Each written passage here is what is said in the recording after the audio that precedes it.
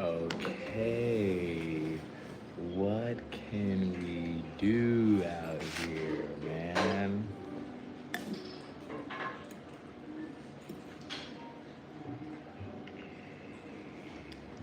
What can we do? What can we do this morning in Tokyo?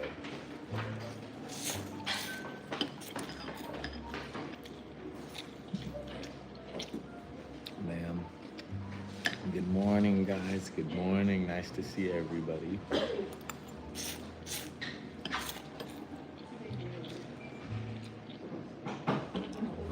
It's really nice to see everybody. Crazy streaming weekend, of course.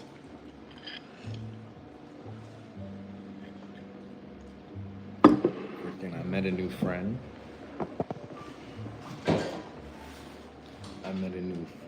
He freaking, bro, it was crazy. I literally just met bro, and I just met bro, and then all of a sudden, he was like, let's go out. I was like, all right, and then we pull up to this club. I'm like, bro, I'm not paying 3,000 yen to get it. He's like, nah, bro, I'm paying for you. I was like, let's go. Ended up having a crazy night, bro. Bro literally paid for everything, bro.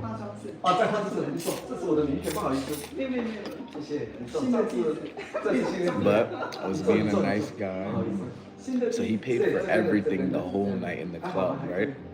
So I was like, all right, he spent like a lot of money, like, just for me to hang out with him. So let me freaking buy him some food as well. I was like, all right, the least I could do is buy him some food. So I bought him some food for nowhere near the amount he spent. It's crazy, bro. But he's a W for that, bro. He's a freaking W.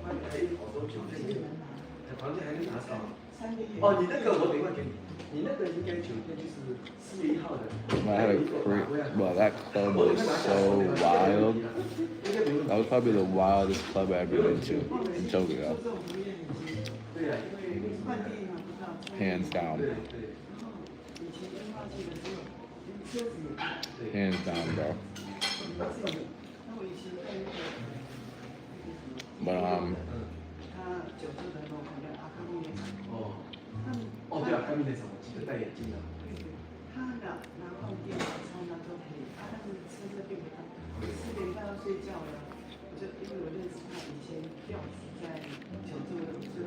well, it's nice meeting new people. That's the thing about traveling, right? You meet people, and then they freaking they end up They ended up leaving.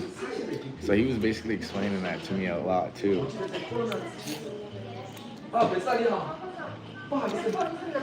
He was telling me how hard it is traveling and stuff and not having any like long-term friends.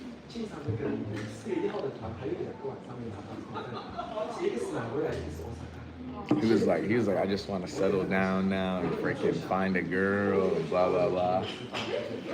But to be fair, he's like 29. He's old. I told him, I was like, bro, I literally just left that situation to freaking to come travel, because traveling is good for your career and stuff, right?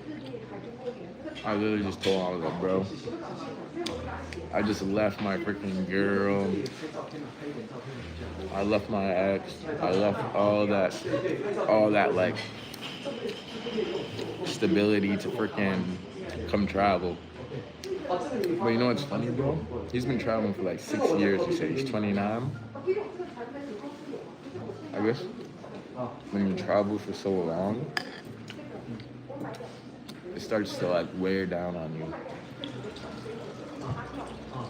I'm not at that point yet. I've only been traveling for 3 months, but I do kind of be feeling like, I be catching myself being like, damn, bro, I miss like my regular, like everyday, like just having a girlfriend, waking up, having a place, having a car, all that shit.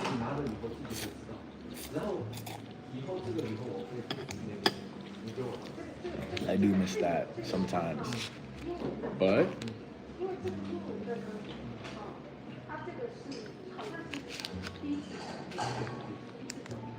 I need to do this. The thing is,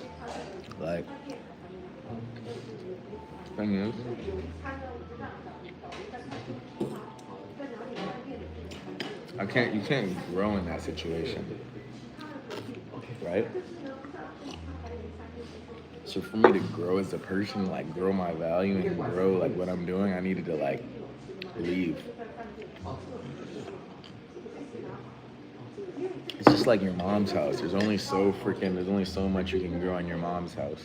Like you gotta leave the nest egg.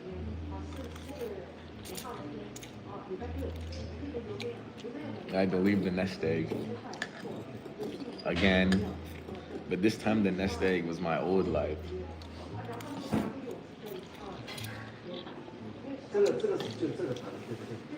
I'm not gonna lie. I be catching myself trying to go back to my old life from time to time. Cause like I miss like the memories and I miss like the feeling and I miss all that stuff. But I know that like what's ahead is like way like it's brighter. And there's more fulfillment. So now I'm just like battling. I gotta battle like going back.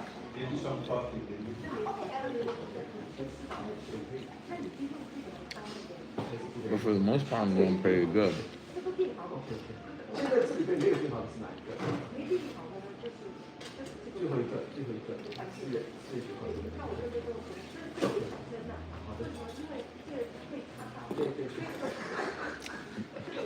But this is a lot of food, bro. This is a lot of food, bro. I'm not even gonna lie.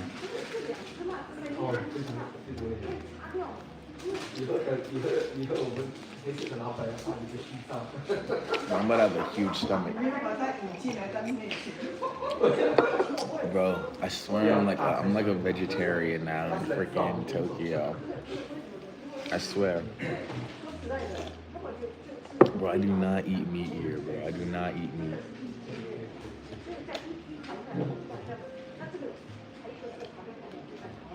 It's freaking insane, bro. I figured out how to get full and how to feel full without eating meat, bro. It's crazy.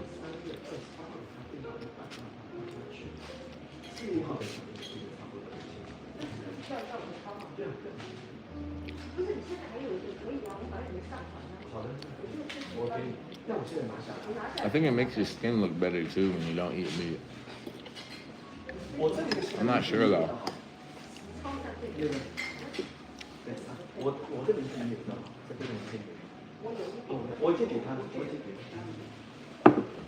I'm not sure. But so guys, I only have a couple of weeks left in Tokyo. How long do I have? So I leave Tokyo on April 23rd. Excuse me.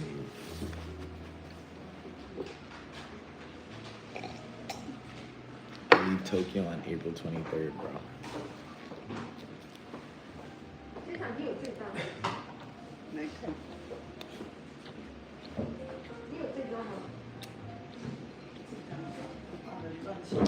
I gotta get ready for the next trip, bro.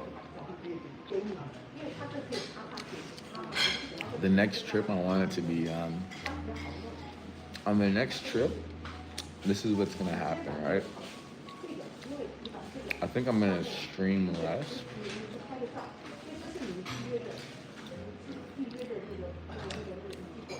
I'm gonna stream less, but I want to stream. This is what I want to do. I want to find like a social circle to stream with. I like to hang out with. I kind of had that in Tokyo a little bit, but I kind of like left it. I didn't leave it. It was just like, I don't know, bro. Like I made a lot of friends in Tokyo, if you want me to be like fully honest. But nothing was like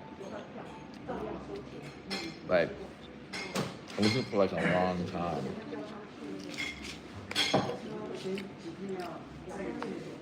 So I think for the next trip, I want to find like a group of friends that like I'm close with, right? And that I can just hang out with and stream with.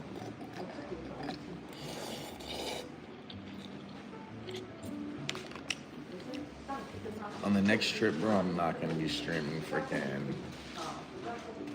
I will not be streaming 11, 12 hours a day. I'll probably do like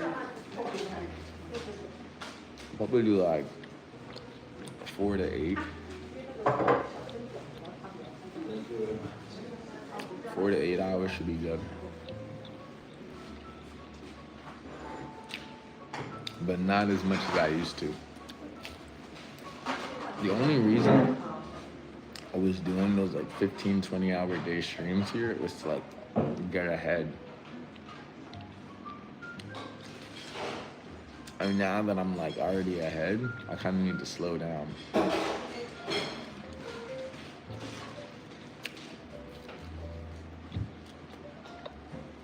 Right? And it's also the saying, what got you here won't get you there, right? So what made me freaking go viral and go crazy in Tokyo won't necessarily make me do that in the next place. You gotta change the strategy up. And I think the best way to change the strategy up is to freaking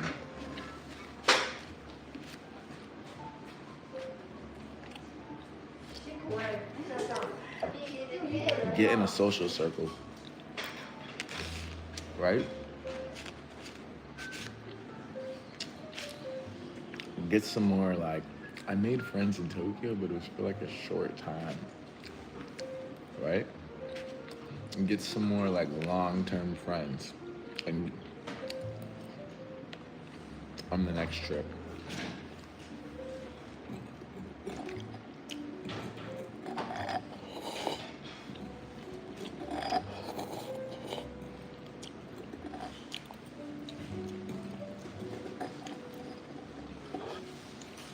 I think that will freaking that will get me the next level that I'm looking for.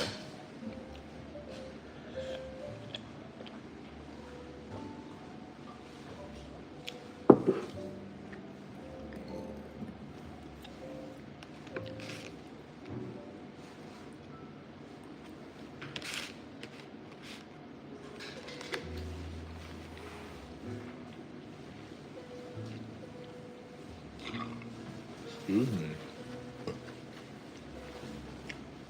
But pretty much, bro, the Tokyo trip has been like, bro, I couldn't have imagined this, bro. Honestly, like before when I was in LA, sitting in that freaking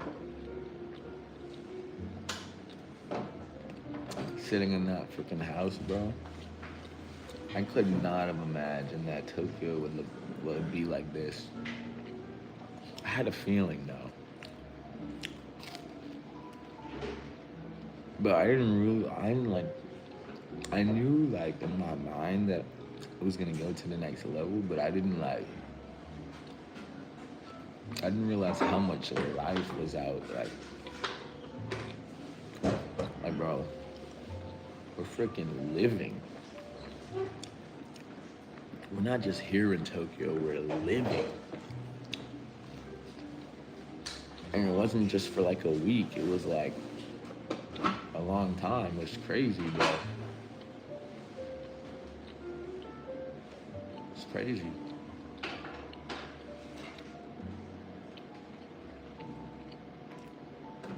It wasn't just a short time. 3 months is a long time, bro.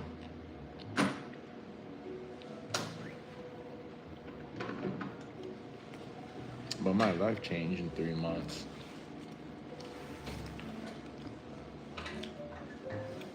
It's insane, bro.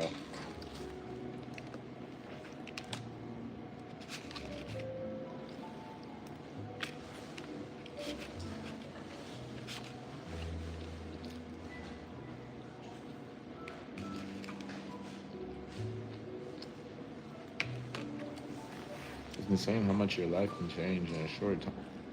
In a short time.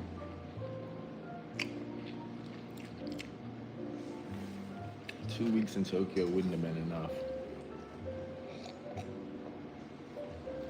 You can't change your life. You can change your life in 2 weeks, but like long-term, sustainable, real growth comes from being and doing something over the course of a period of a time for a long time. It's like the stock market. I come to Tokyo, get a couple clips for 2 weeks. Bro. That's not gonna freaking...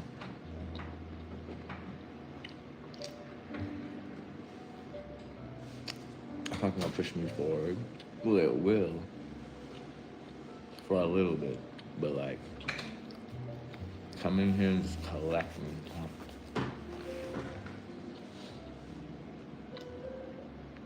Bro, it's important. It reminds me of like freaking bro, it's like money, bro. You need like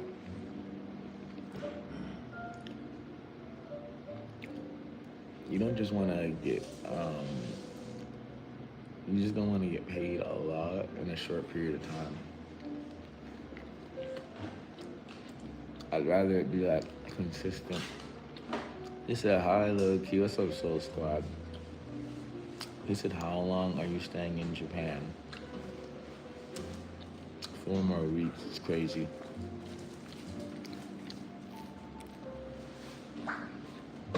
I'll be here for 4 more weeks. He said, I missed you. LOL. We back.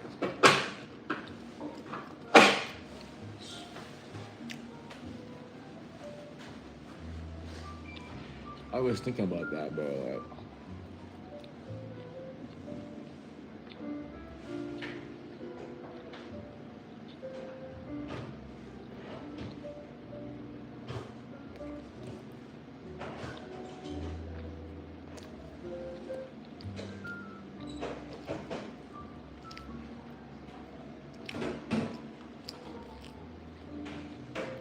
He said, I've been seeing your Japan shorts pop up on my feed a bunch.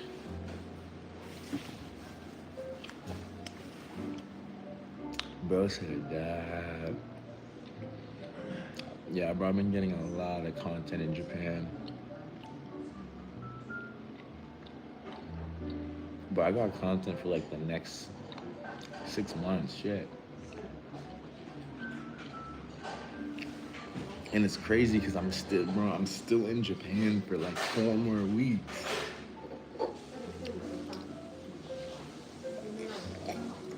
Bro, I got content for like the next 6 months, next year.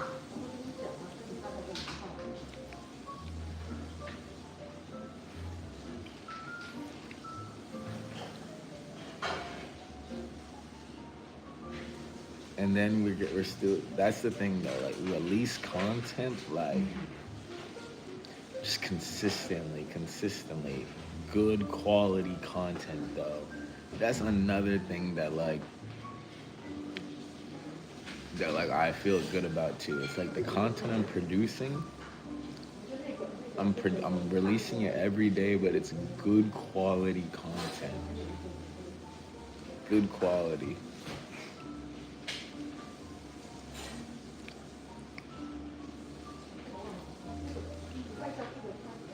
My clip is decent. Like the amount that I get out is pretty decent, but it's like good quality, which is really important.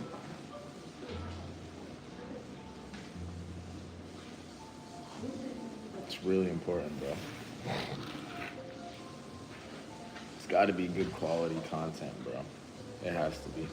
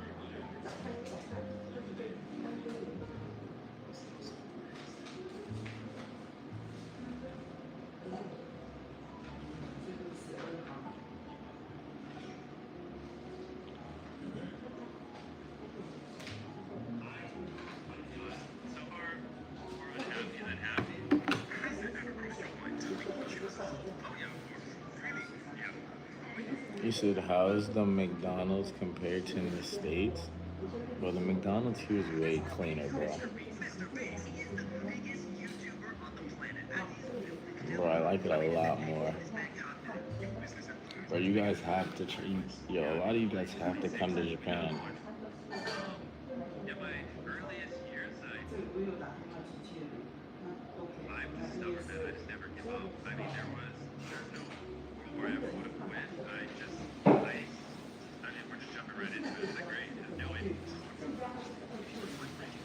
It's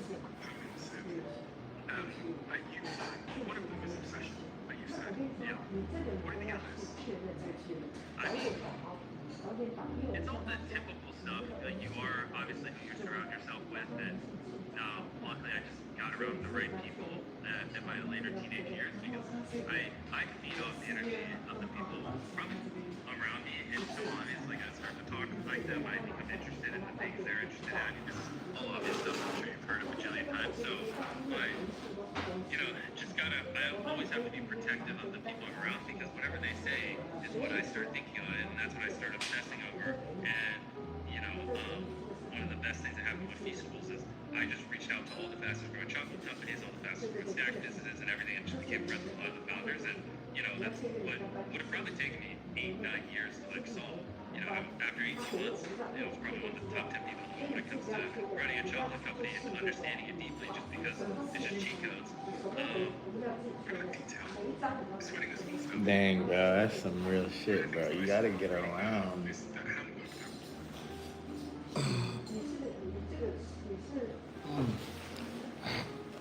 Yeah, bro. This next trip, this next phase of my life, it's gonna help me freaking get around the right shit, bro.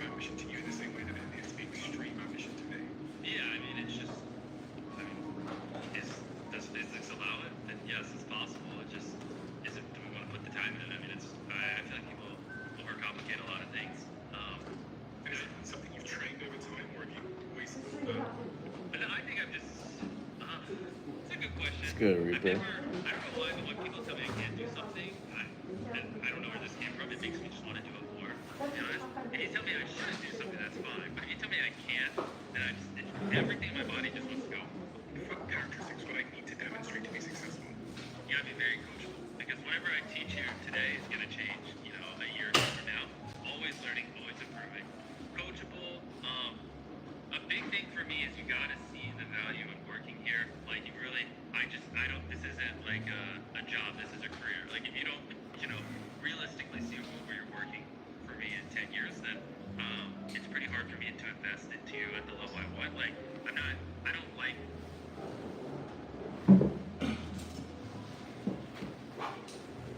training someone for 6 months.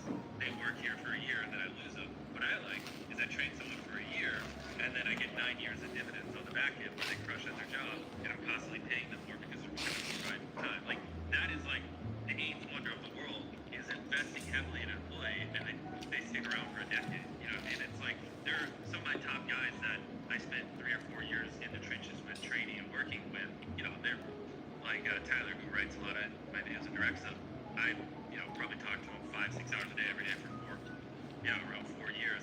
And now because I can't spend he spends 100% of his time writing the videos, directing the videos, obsessed over that. Whereas I can theoretically max spend 5% of my time. So he's gonna naturally just shit on me on it because he can spend way more time on it.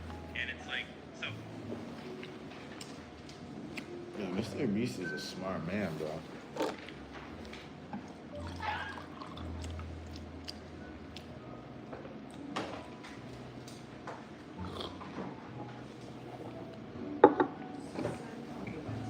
yeah, I appreciate it, but the dividends that I get off of him after all those years of pouring all that time and effort into him, and now he knows exactly how I think, what I value, that I don't even really have to communicate with him. Sometimes I can just show up to film, and like I just trust that it's good, you know. And I have a bunch of people across all my businesses like that, that it's like great. And if, you know, in a world where Tyler's still working here 10 years from now, I mean, the amount of value out of someone like that is unfathomable. It is quite Louis. He's one of the goals for business, and it's like that's what I want.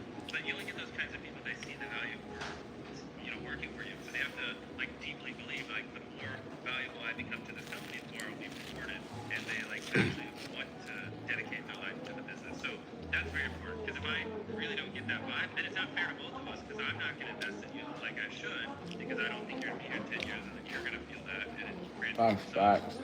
Coachable, sees the value, obviously obsessed. I just don't like working with mediocre people. I mean, I really just can't stand it. It's the fastest way to make me depressed, because if I have to work with someone who's just not all in and just loves what they do. There's just a lot of, you know, stuff like that I'm sure if you listen to like a Steve Jobs interview or something that he talks about, it's just the typical traits: obsessed, coachable, all in, sees the value. What is the single worst trait? Mediocrity. I mean, it's just like, because they're not bad enough when you fire them, but not good. The problem is, like, I mean, you see it in full effect. Great people just love working with great people. They do, and there's something about being around great people that pulls some kind of animal out of you that just makes you want to do more and push more, believe things are possible. And I don't know, when you put me around a bunch of other successful entrepreneurs, I just turn into a different human. And if you put me around, I don't know, a bunch of people who are just running small businesses and don't really care and don't really have much ambition, I'm like two completely different humans. And you see that same thing in full effect. You put a bunch of A players around more A players, they just build off of each other. But you like put 2 or 3 C players amongst a bunch of great people, and they'll start pulling them down, they'll start making them out. Yeah, this is some real stuff he's talking about. There's some real stuff.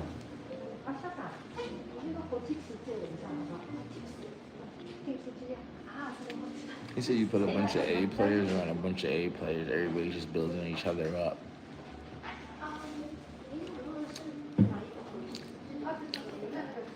He said you add C players in the mix, you start getting pulled down.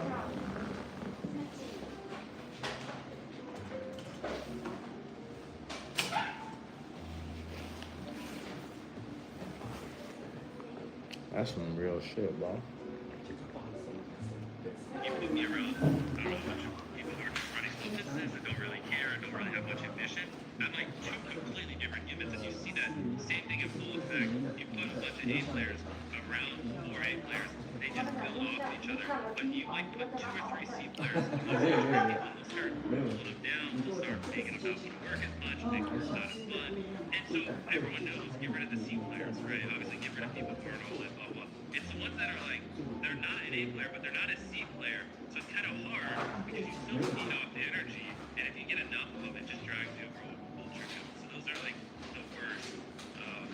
I mean, not everyone can be these like ending monsters. You know, there are a lot of mundane things. Like, I mean, controller and accounting. I mean, probably doesn't have to be the best of them, but you know, when it comes to like the mission critical things like making videos and things like that, like just the great people got to be surrounded. Like that's one of your number one jobs as leaders, just to make sure you're great people over working with other great people, because that's like the number one reason why people leave jobs isn't money. You know what I mean? It's like number 4 on the list. Don't ask this list. I don't remember. I just know number 1 thing is, do they enjoy who they're working with? And people will leave with their job because they hate working with people way more than they'll ever leave because of money. Have you ever been frustrated with the people you've hired? This is some real, Because I just find the people I do. Oh yeah, there's so many people in my business. I mean, obviously you have to take care of them payable. Like they're not the kind of people that just make the standard rate, but yeah, like people like Tyler, Sarah, Russ, plus, people are at any team. I mean, they're putting in most of the same amount of hours as me, and they're all in to see the vision. It's like, it's hard to find those kinds of people, but, you gotta treasure them and recognize that they're important. You have most roughly 500 people. Probably, I think the production company were around 300, Peaceful's around 100, and then probably another 40, 50 scattered amongst everything else. Most founders that I speak to describe scaling headcounts as Yeah, he's doing some big shit right now. Bro, I'm trying to do something. Bro, he's doing some massive shit. He's doing massive shit. Yeah, that's especially as someone like you who's a creative at heart, who is very focused and obsessed on, I guess, the show, producing, as you say often, I will produce the best videos we possibly can. And then there's other shit in there. You know, like HR, which every founder I speak to hates. I mean, yeah, the worst part is I just have this very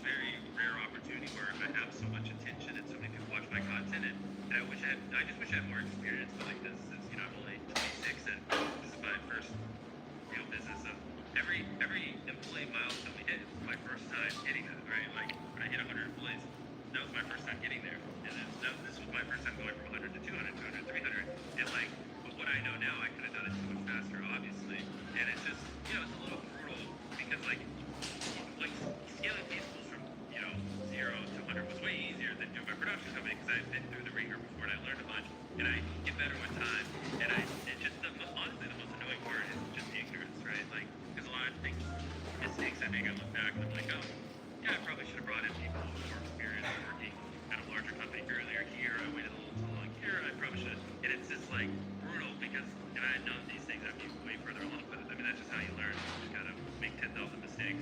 Every founder says the same. Every founder I speak to says the same thing, like no knows. Exactly. And it's just like, so that's where, I mean, my big thing recently has just been trying to find people who have successfully skilled businesses and like bring them into my organization and learn from them, because I'm just so tired of fuck, I should have known better, but I didn't because I've never done this before. So I'm trying to find a lot of great people who have been through it so they That's can a smart man. me along the way so I make less mistakes, which has been really good. I brought in a new C-suite recently.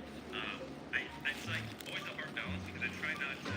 In the past, I'm like, decisions are kind of like pendulums, and I have a problem where I'll identify something and I'll overcorrect the pendulum one way, and I'm like, no, I should have stopped in the middle. And like my overcorrection in the past was like corporate people try to build too many systems and they kill innovation, and so I'm very anti people with too much corporate experience because they're gonna just destroy all the creativity. But that's why we're making so many organizational fuck-ups, because we don't have anyone who's actually built a business at this side. And so, the pendulum was on the right, and I swung it all the way to the left of no corporate, and now I think we're in the healthy medium where, obviously the people in our C-suite and the leaders should have lots of experience managing people at this size and scale, but it's just finding the right people who can do it and build systems in a way where it doesn't crush creativity and they actually value the product over ease. So did I ever see my a TV show called Dragons in the UK, and my stuff is significantly smaller, it's like a percentage of your viewership. But even I am slightly terrified with hiring people, because it's quite clear to me that there's a huge incentive for anyone that I work with to say that I did something bad. And in the early days of my first business, what happens is the journalists go to everyone that works there, and they ask, well, what was he like? You have the same problem, you have the same conundrum. When anyone has an incentive that works for you, when they leave, there's so many different incentives to throw an arrow at you on the way out the door. How do you contend with this? Yeah, I mean, you hit it on the head of, I have over 500 people right now, but we've also worked with thousands of people in the past, and so I think it's just what comes with it, but at the end of the day, as long as what we're doing is moral and ethical, like you said, they're gonna throw arrows, but, I'm just a problem solver. It's like, whenever I see the metaphor of an arrow, I just go, what's the problem? And if we did something wrong, how do we fix it? Or if it's not an actual problem, it's just rumors. I mean, it is what it is. And so, yeah, I think it just comes with part of it. I mean, it sucks and it's unfortunate. You're young as You fuck. also think people don't like their jobs too, and so it's not like this is even specific to our industry. Like, just go ask 100 random Americans of all the jobs they worked in their life, how many did they deeply enjoy, and would they have nothing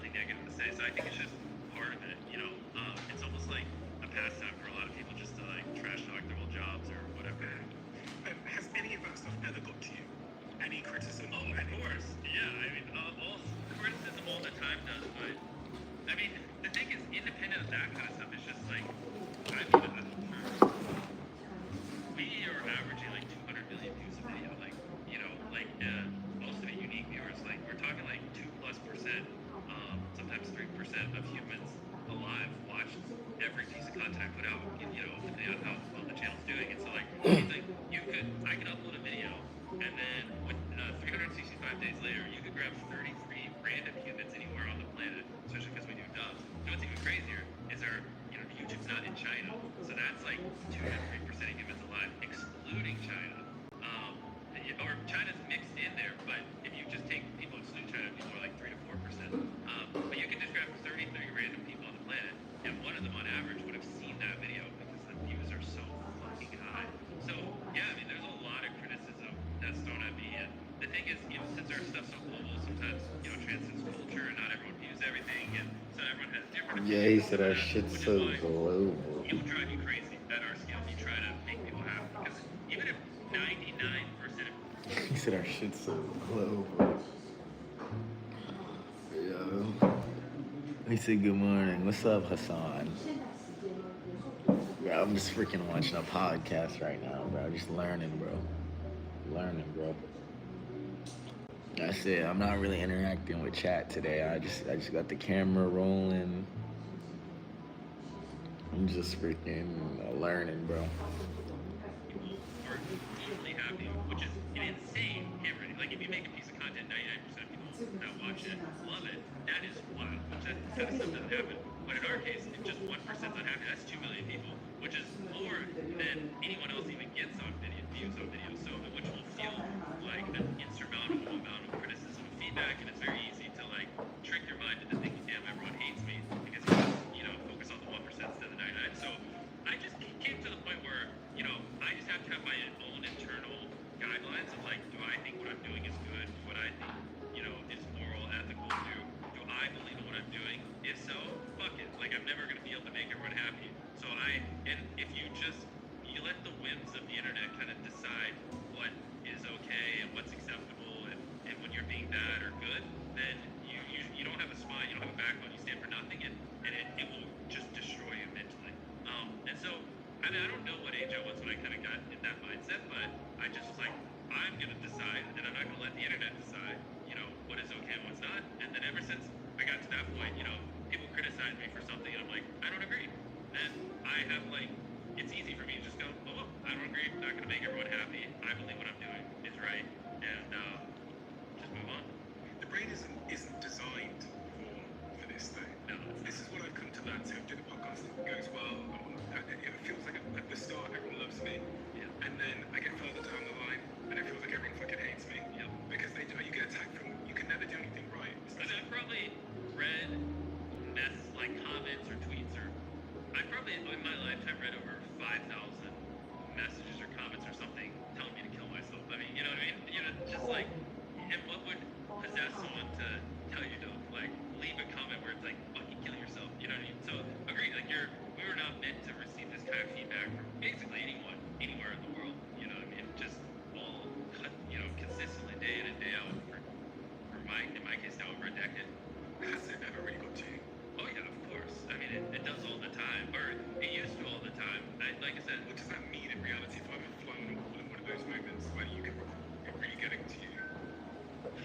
back in the day, I wasn't as confident in my ability to be successful. And when you're probably 20 and you're hiring all these people, I have high risk tolerance, but I'm reinvesting every dollar I make. I'm hiring my friends at school. I hired my mom. These people I really care about are depending on me. And then, I upload a video and it does bad, and then people, I pour all my time and effort into it, but maybe it doesn't come across as well. Like the video, some people might have interpreted it as lazy, and you read a comment and you're like, wow, what a fucking lazy. Like, I thought you made great videos, or this video sucked, and you read that and the video's underperforming, and you're like, fuck, maybe I am being too reckless. And there's definitely times where I would cry, just because I would just be like, fuck, am I not doing this right, or they don't understand I put a lot of time into this, or whatever. Why sometimes you're like, fuck, does the algorithm hate me, am I being suppressed, or whatever.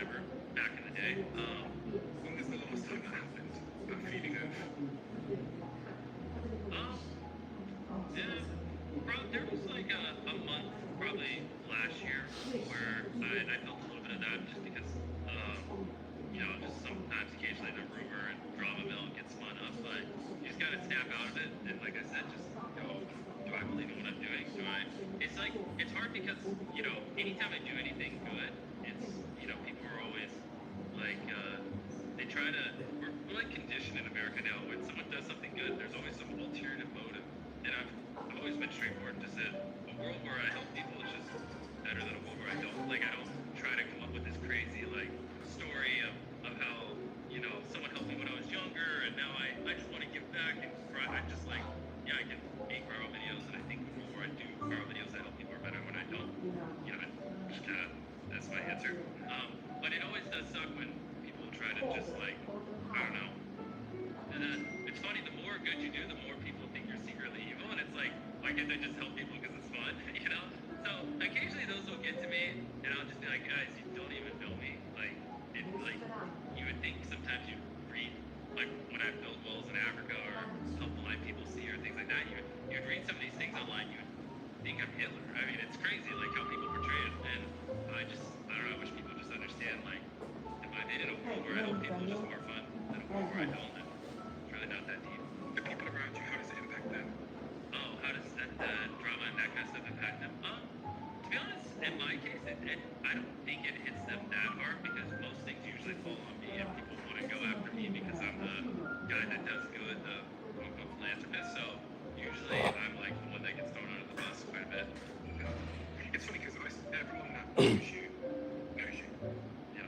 Whether they're really successful people that you work with that I've spoken to, everybody that knows you knows who you are. And it's remarkable to me that someone who has done so much good in the world, I've looked at your philanthropy, I know what you're doing with Feastables and the ethical sourcing of that. When I see someone that's done so much good in the world still be misunderstood, it almost makes me realize that I should never fight it. Yeah, I mean, the ironic part is the more I help people, the more shit I get, to be honest. Like, it's so funny because, like, the same day I'll drop a video where I'll, help 1,000 blind people see, some other YouTuber will drop a video where they just bought a new mansion. And it's like, everyone's like, yes, get that mansion, good job. And then they'll be like, fuck you for curing blind people, Jimmy. Fuck you, you're using them. And I'm like, no, I just... I mean, I can buy a mansion if you really He said want me you're to. using them. So, it is funny. If you're trying... This is a weird sentence, but if you're trying to be like, I actually don't recommend you, like, help people. Like, I actually think helping people will make the internet like you less than if you just, like, buy nice cars and do, like, the typical influencer path. It's because we're just so conditioned in America to see it as, like, a shield, and, like, no one actually does good because they find it fun, apparently. But, I mean, I don't care. Like I said, it's just more fun than if I did it, so you can shit on me for helping people. It doesn't bother me anymore. But I wouldn't recommend you get into it if you want to be liked, because I think it's negatively correlated now. Interesting. It is so fascinating. It is. I swear to God, man. Like, there are. I could just, I don't know, do these like $1 versus videos where I compare like a $1 vote to $1 billion vote and all these other things, and I help people, and I would just give way less shit. And it's so funny because no one bats an eye when I post that, but when I give hundreds of thousands of people in Africa clean drinking water, it's like all hell breaks loose. I'm like, guys, I'm just trying to bring attention to a cause. So I don't really. But the thing is, I'm just gonna keep doing it. I mean, I think in my case, most people have realized I'm not gonna stop, so they're just kind of over, getting mad at me, and they're just like, all right, Jimmy just needs Jimmy. I think when the wind blows as well, what it does is it helps you to really understand why you're doing what you're doing and understand yourself. And so when I've been attacked for like the people I interview or whatever it might be, it's actually made me refocus on what my principles are. Yeah. Because you have to be really anchored to them. It's like I said, you have to know where your line is, and as long as you're on the right side of your line, then it is what it is. People on Twitter can say whatever they want, and I think like that's the only way to really survive at this scale without going crazy, because you have to determine where the line is, not let the internet. Workaholism. Yes. Can you give me a window into the last 7 days of your life? Just give me maybe a picture. So yes, let me drink some water because my Well, I don't know about the last 7 days, but in general, we're filming a video where we're doing the visit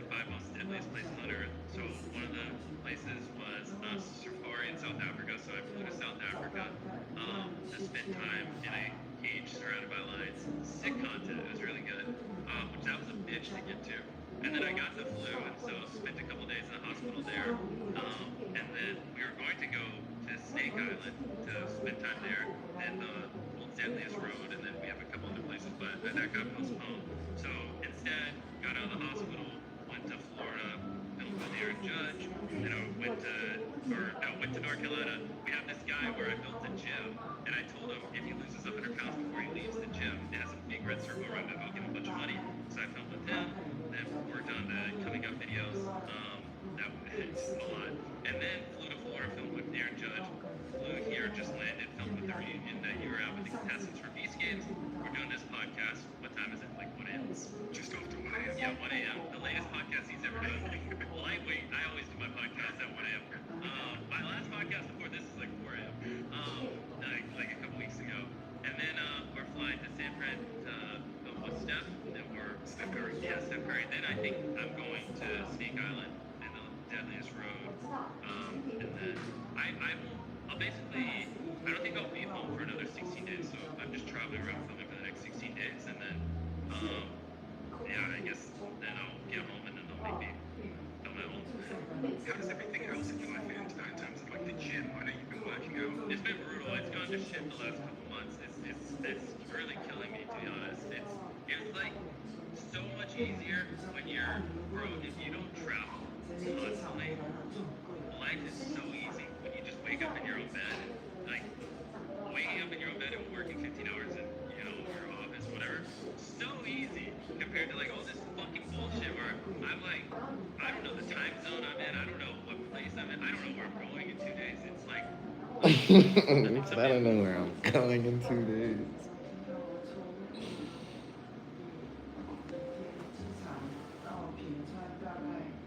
I don't know where I'm going in 2 days. Yeah, this traveling is crazy.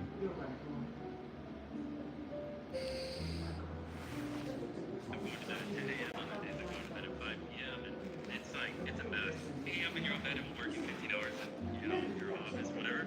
So easy compared to like all this fucking bullshit where I'm like, I don't know the time zone I'm in. I don't know what place I'm in. I don't know where I'm going in 2 days. It's like, I mean, some days I'm going to bed at 10 a.m. Other days I'm going to bed at 5 p.m. And it's like, it's a mess. It's really, and I used to put up with it and it's just like, and figure out how to do the training, but it's just, I don't know.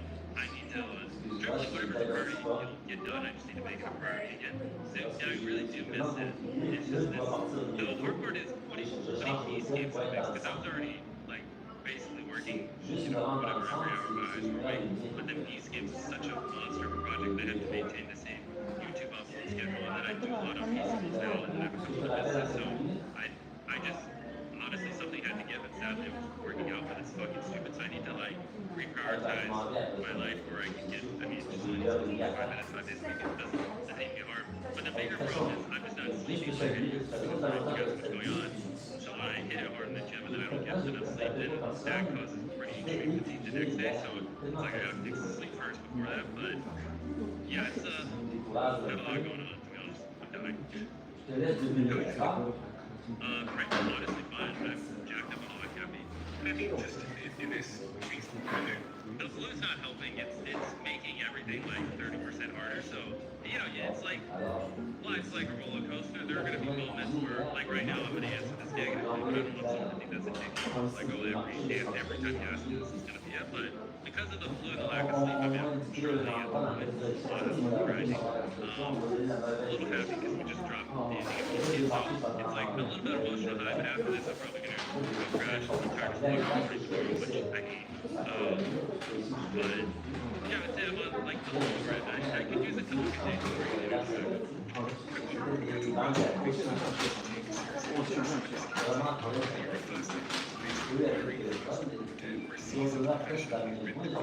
staying compliant is getting more difficult than ever.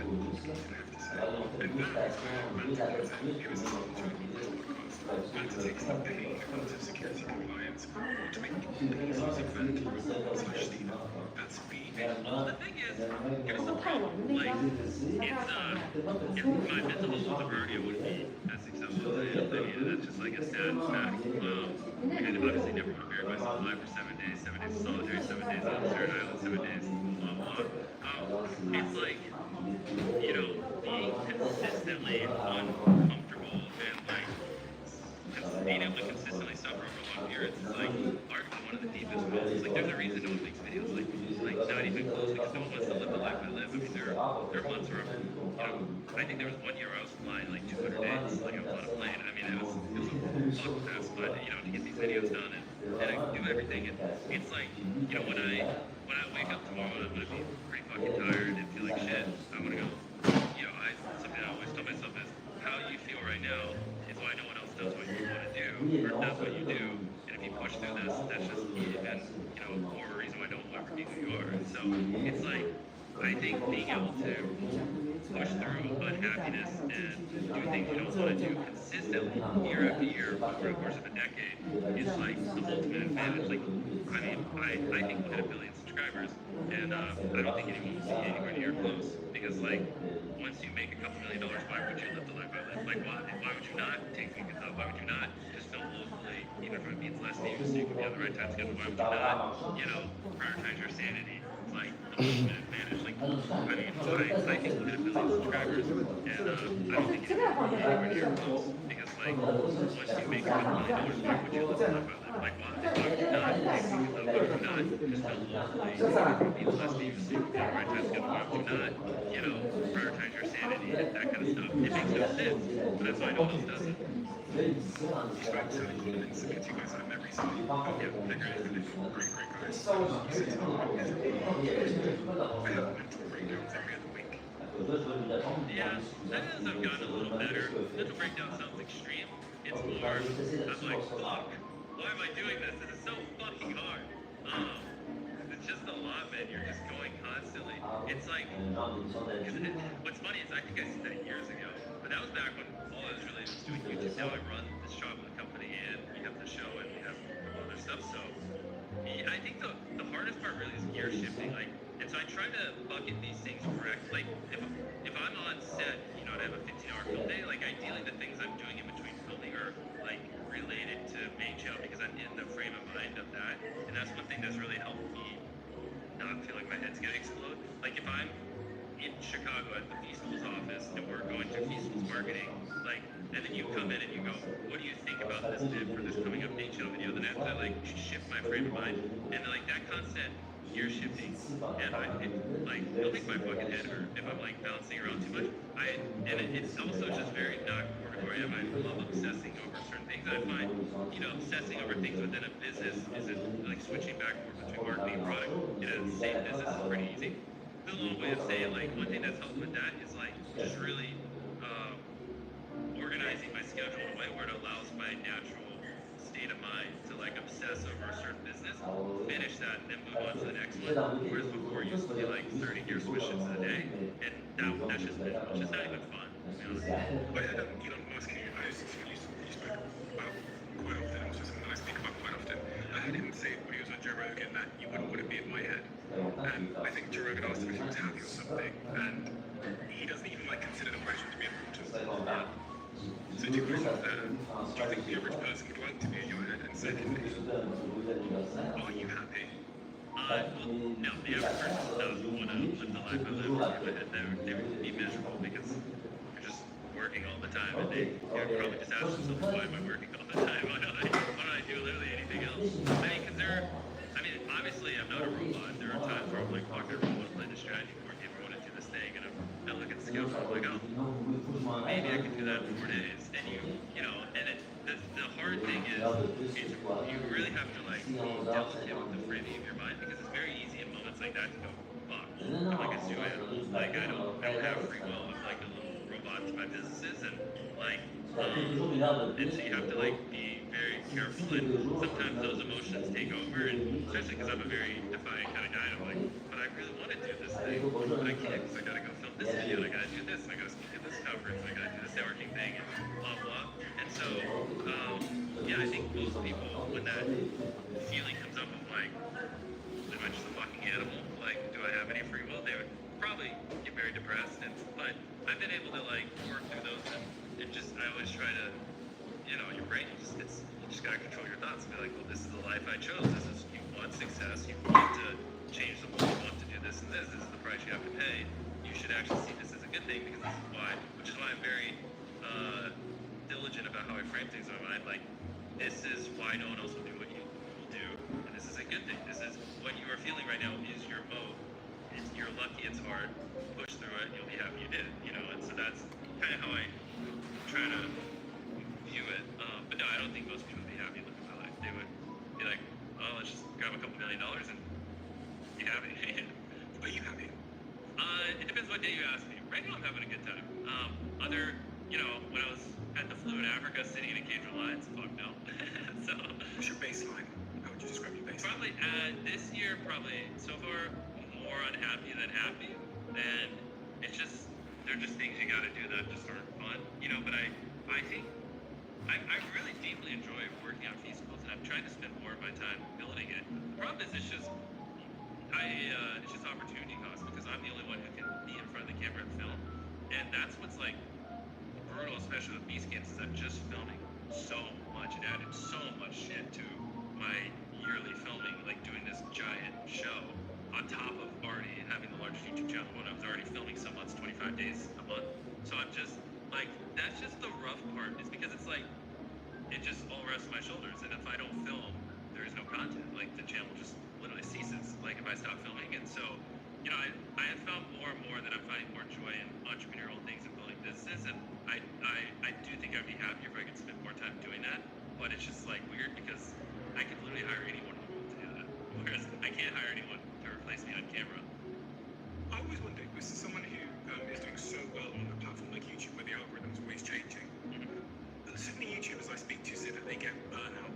Eventually they get like creative burnout and they just like delete their channel. You've seen a lot of it recently over the last couple of years where YouTubers hit 10 million and they just stop. Yep. Has that ever crossed your mind to stop?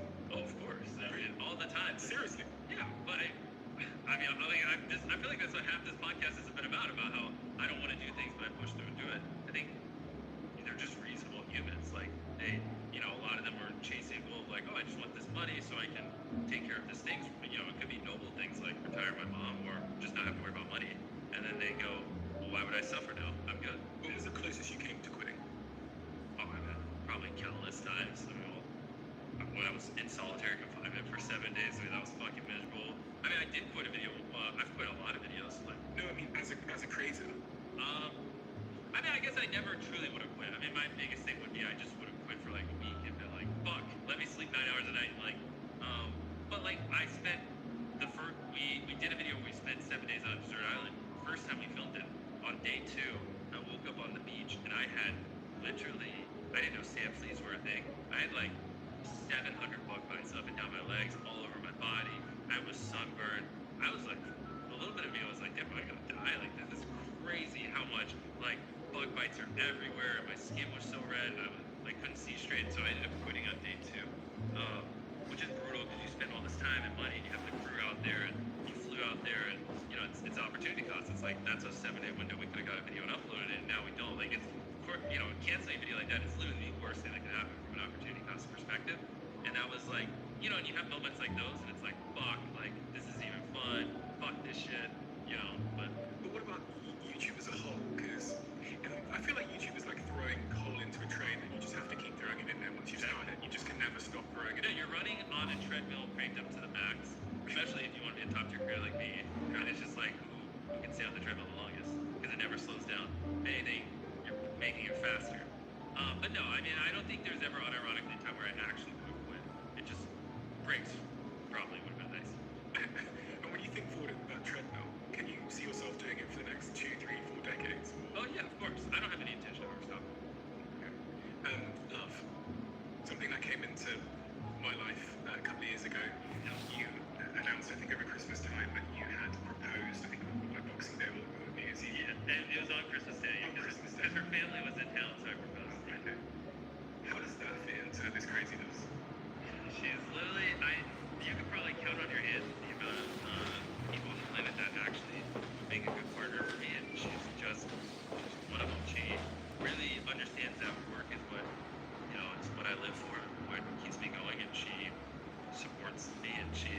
understands how important it is, and it's the big thing is hanging out with Tia, my fiance, is so frictionless. We play the same video games, we watch the same shows, we're very interested in the same things. She loves learning like I do, so it's exciting to see what lecture she listened to online that day, or like whatever weird book she's reading, and she just like everything about being around her is very frictionless, which is great because like obviously I don't have much time at the house, and so like the last thing that I need is to come home from work and there be friction, and so we don't fight. It's I sometimes I'm like, wow, this is like my best friend, and she's hot. This is great. But from the research that I've done, you run a very, very large business. Yeah, I mean, well, we do 9 figures a piece, so we can say that. Yeah. 9 figures of feasible. So the business must be worth several billions of dollars. Overall, I mean, you can deduce something like that. Yeah. I'm not going to get you to try and hazard a guess. I'm sure you know, but I'm not going to ask you to. But The business would be worth a lot of money. are you a billionaire? On paper, yeah, but I mean, I'm not going to get. He said, "Are you a billionaire?" On paper, yeah. What? Are you a billionaire? On paper, yes. That's nuts.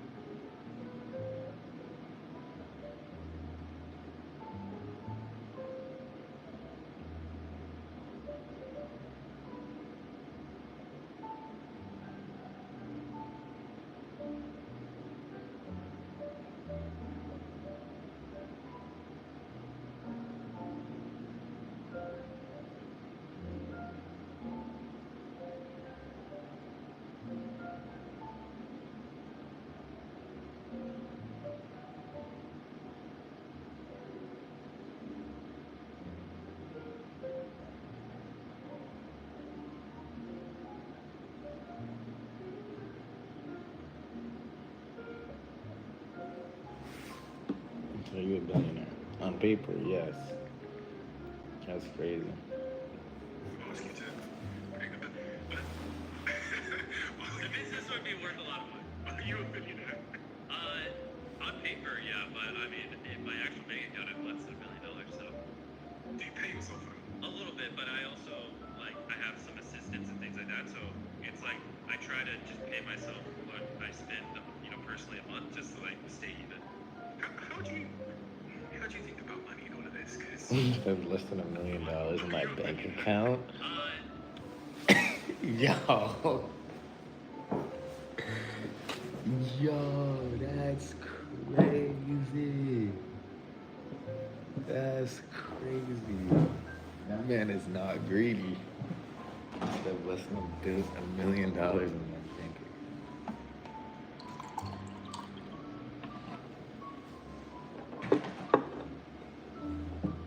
Hi, sir.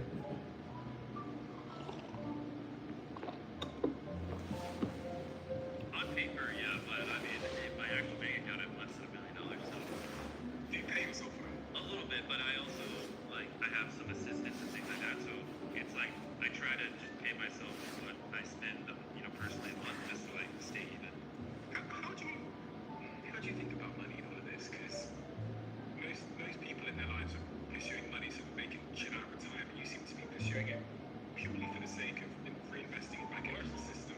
Money is fuel to grow a business.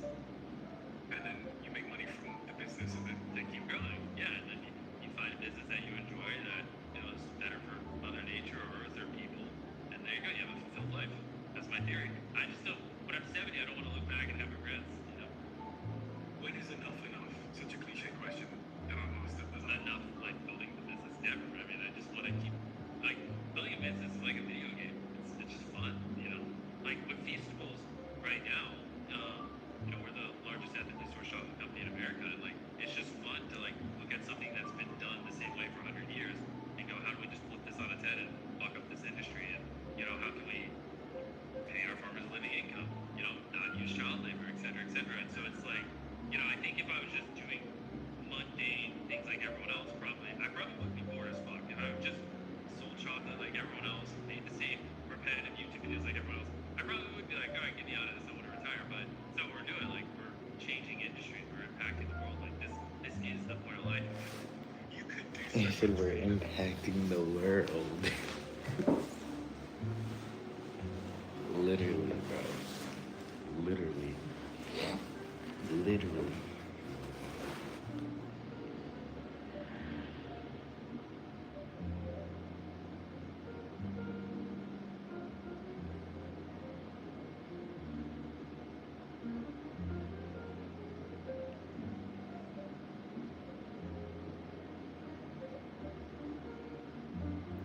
Damn, bro. That's really some good freaking.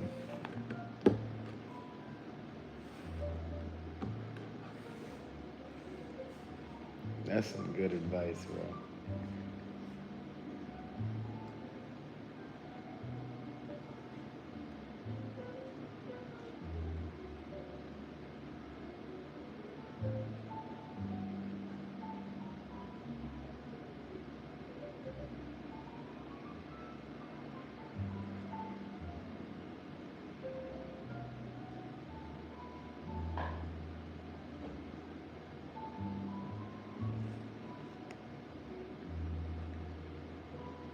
Gazillion people listen and watch your videos. You could like start almost any business and it be successful. You could have almost any social impact and it be profound and save a gazillion people's lives. Do you struggle with focus? Uh, no, I mean, I do wonder, you know, sometimes should we be doing more, but I've really found a good group of peacefuls. I keep looking at records of peacefuls sitting over there. I do feel like I've hit a good group with that, and the ethical sourcing on it. And no, I mean, yeah, obviously I get a bajillion opportunities, but just, you know, right now, like I think I said earlier, this is one of the few things in life that it's scratched the same itch as YouTube, where building feastables is equally as fun as making videos for me. It is so delicious. Thank you. It is so delicious. I really love to just spend a moment talking about the ethical sourcing piece because I don't think that's something I didn't understand until I did some research on you. Yeah, Why did excuse for this not possible? exactly. What if someone comes along though and they say, okay, Jimmy, we'll give you 5 million. Hell no, I ain't selling that shit. You never sell No, again. because the first thing they would do is the margins, they just drop down to the sourcing. You have people come along and offered to buy your YouTube channel. I mean, yeah, I've been offered $1 billion a year or crazy amounts of money there, but I mean, just drop down to the sourcing. You have people come along and offer to buy your YouTube channel. I mean, yeah, I've been offered $1 billion a year or crazy amounts of money there, but I mean, it's, you know, what's funny is his stuff got that famous $1 billion offer for Facebook, and he said one thing is like, why would I sell a social media platform? I would just take the money and start a new one, and I kind of like the one I have, so why don't I just keep it? And every time I get, which I haven't in a while, but you know, back in the day I used to like jump in the pool ground just to see what people would offer me, and I would get those offers, and then I would just be like, yeah, I would just do the same thing I'm doing now, so I might as well just keep doing what I'm doing now. You know, the money wouldn't really change anything. Well, I don't think you get the credit you deserve for the lengths you've gone to. It's But fine. I think it's really important. I know you're not doing it for credit at all. I know that you're doing it to get the message out. It's just creative. And I think someone like you on a platform that you have that's able to produce chocolate that is fucking delicious. They sent me a box of it about 6 months ago. And thanks so much for fucking I think I'm updating. Yeah, I mean, if you hand it to me, like in the course, there's a lot of stuff that the problem is like if you look at this and this, you know, from a distance, you can't tell really the difference between the flavors. Like this is dark sea salt, this is just dark chocolate. So I'm about to update the wrappers where we're going to put like colored tips here, so you can tell the flavors from far away.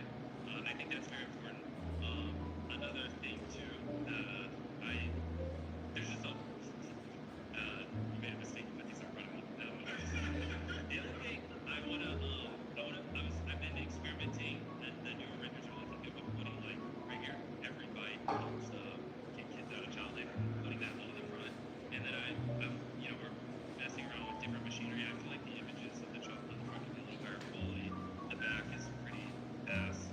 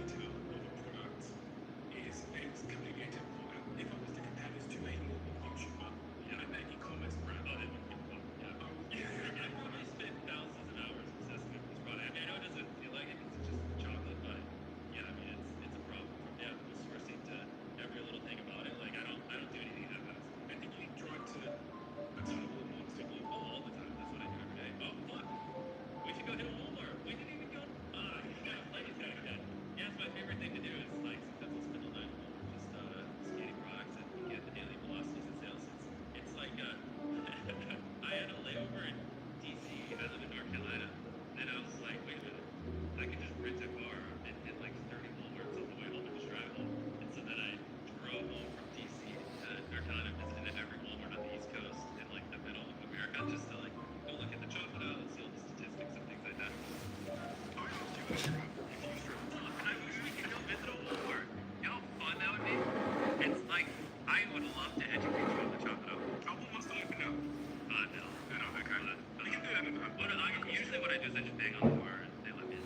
Of course.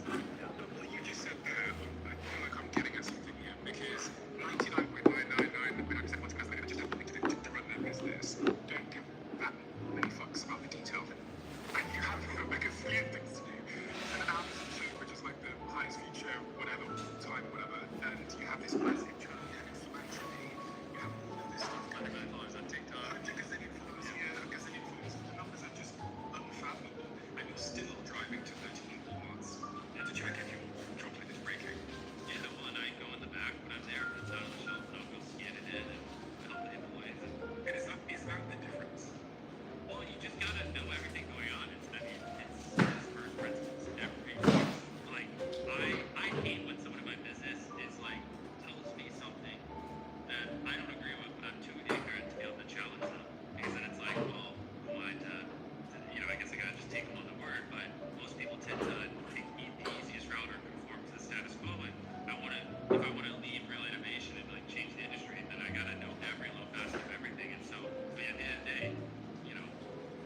the shelf is where people buy it, so I gotta intricately know everything going on at the touch point of the consumer, and how it gets there, how it's being stored at the distribution centers, and then the retailer, and then on the shelf.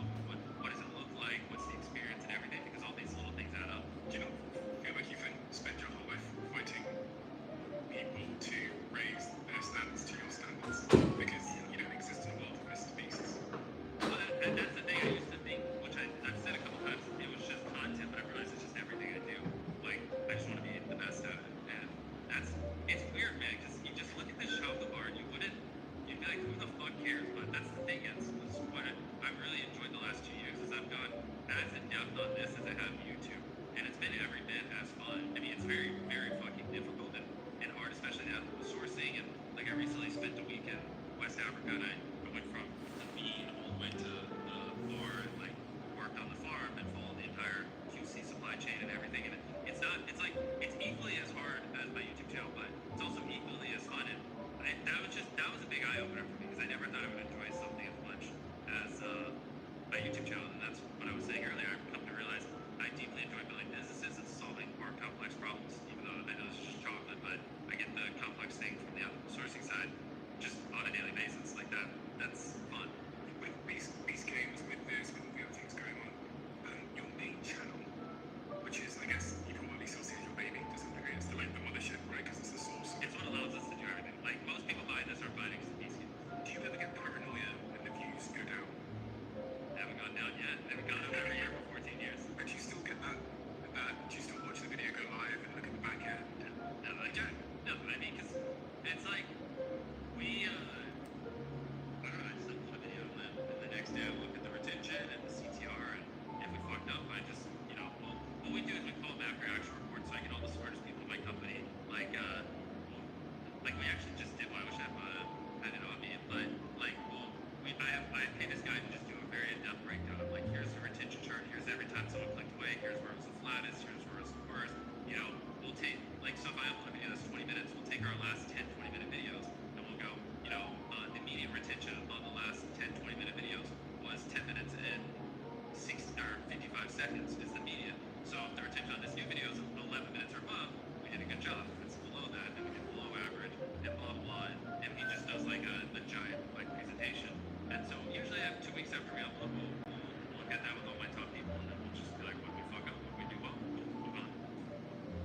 And is there any moment around recent times where you go, I think I need to spend more time on it again, get back in there, and because All the time, but a lot of that stems from insecurity. I mean, because the thing is, we're sweet. We had a video recently, every minute someone is eliminated and didn't perform the best. That like our intro was a little repetitive, it was a little dark, and we brought back like losers from Peace Games to compete in a major video, but the problem is some people thought it was Peace Games, and like, oh, I've already seen this.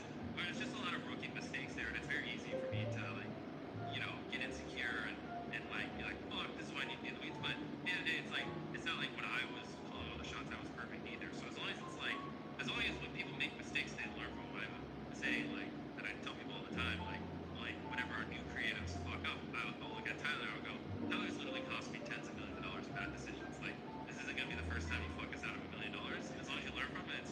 And so, as long as like that's where these after action reports are important because as long as when we mess up, we articulate why and it doesn't happen again, then it's just part of it. But yeah, I mean, if the same thing was happening over and over and over again, then fuck, I need to get step in. But my guys are just good. Like they don't make the same mistake twice. Tell me about experimentation and testing, because people look to you as the real king of like testing and experimentation. How central is this to the success of everything that you do? Very much, and that's the thing. Like that every minute video, like it flopped, you know, and that was your highest chance of flopping is when you do something new, like really really new. One of our bigger flaws before that too was we did this video where it was like 10 minutes straight each floor. Built this giant tower, had a guy start at the top, he had to make it. It was a real time shoot down, press the button. Yeah, it was just didn't perform that well. People didn't really like it. It's kind of complicated, blah blah, and it's like you have to be careful because you know. I want a culture where people feel comfortable experimenting and trying and feel fine failing. So, you know, when that video failed or when, you know, every minute someone's eliminated, like, I don't go and yell at people or call them idiots or anything like that. I just, like, what did we do wrong? All right, here's all the facts. Just make sure it doesn't happen again. Not going to be the first time you cost me a bunch of money. It's all good. You know, I see this as investing in you guys and let's just learn from it. I was going to say, because or else if there was a culture about that, watching it.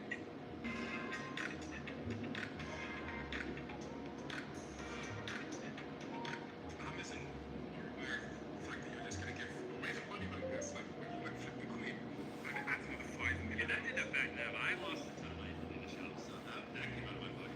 It's really Yeah, we spent way too much money on it. That was tens of millions of dollars on that show. Yeah, I'm an idiot. because the headlines came out as like Amazon give Mr. Beast 100 million to do Yeah. show. So I'm thinking, okay, I'm doing math. I'm thinking, okay, so he spent 21 million on prizes. Yeah, we give away. So there must be 80 million left or something. I mean, so episode 1, we spent over $15 million on those towers building. Like that was the most towers ever built, the most hydraulic press or whatever used. I mean, that set was fucking crazy, man. We had to build 8,000 towers that were 10 feet tall, safety test them all, like get where they actually were, get to literally hardwire them all and build like our own software where we could drop people and put them on the screens. I mean, that was like Thank you, Vincent. history. That was just episode 1.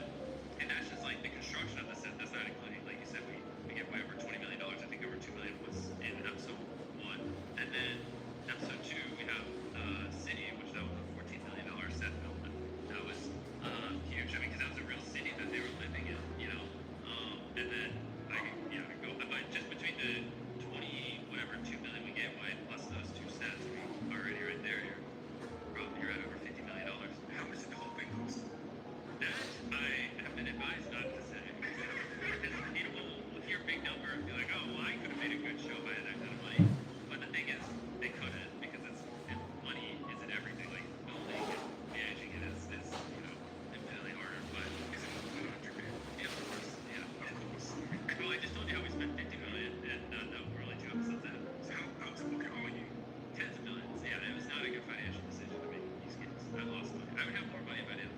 Any regrets? No, it was great. I mean, but for me, it was about making season 1 as good as possible.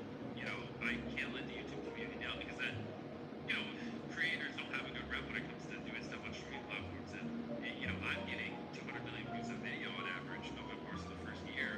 And I'm going to talk to these streaming platforms and they're like, we've been burned by creators before. I'm like, bro, I'm not a TikToker that dances. I have a production company and I routinely make spectacles. And even me, these streaming platforms, they weren't taking serious. So I was like, fuck, like if I fail, it's over. Like no streaming platform's ever gonna touch a YouTuber ever again. So my big thing was just making sure this is crushed. And you know, now the doors are opening up. I mean, I'm getting calls from creators left and right. And they're like, yo, yeah, streaming platforms, they wouldn't talk to me before. Now they're coming. Like I would try to. Yo, that's facts, bro. That's facts.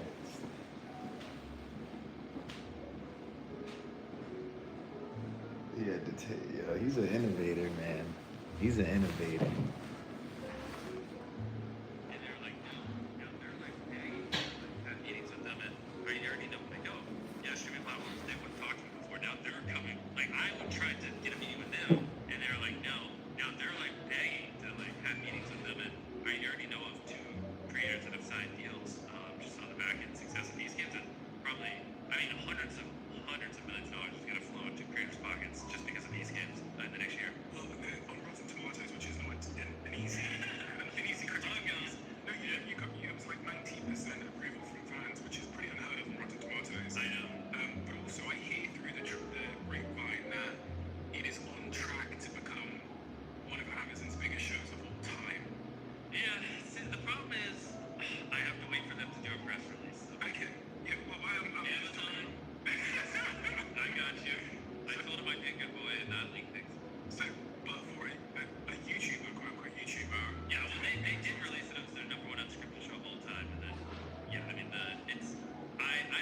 I'd be saying the show's very evergreen. Like usually these shows get a lot of attention and kind of like teeter off, but ours is like over 700,000 new unique viewers are watching it every single day, like which is pretty crazy because when we maintain that, like yeah, it's gonna shatter some pretty crazy records.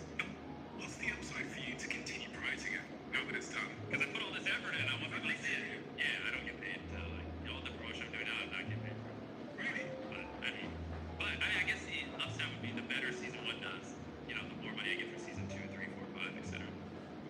If I sit here with you in 10 years' time, Jimmy, This shit was not. and everything went to plan,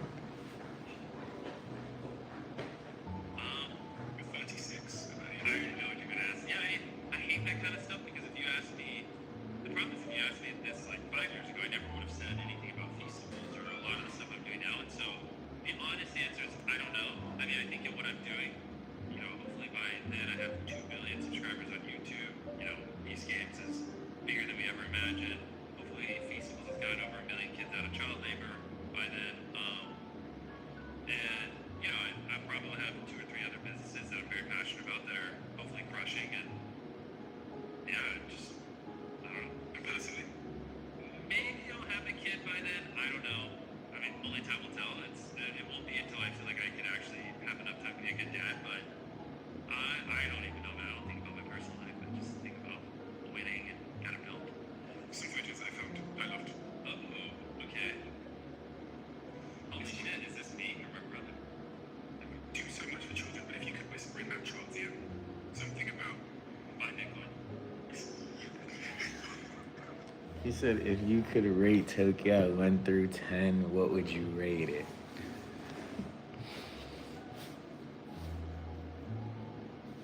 Nine. Bro, I had the time of my life.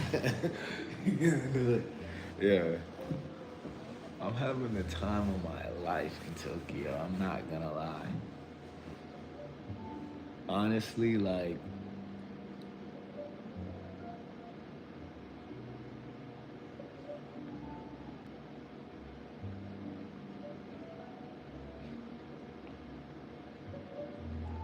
it's weird because, like, freaking,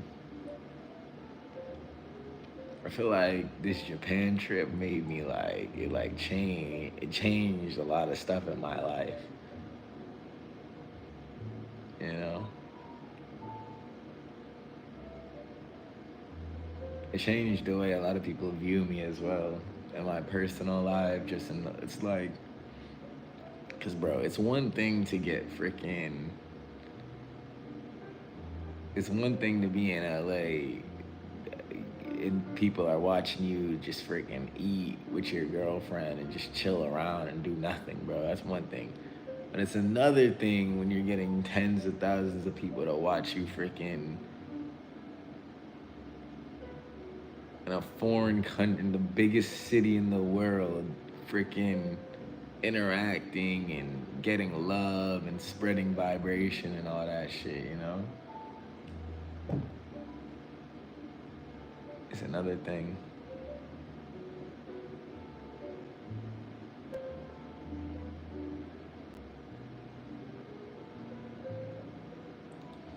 Yeah, this trip made me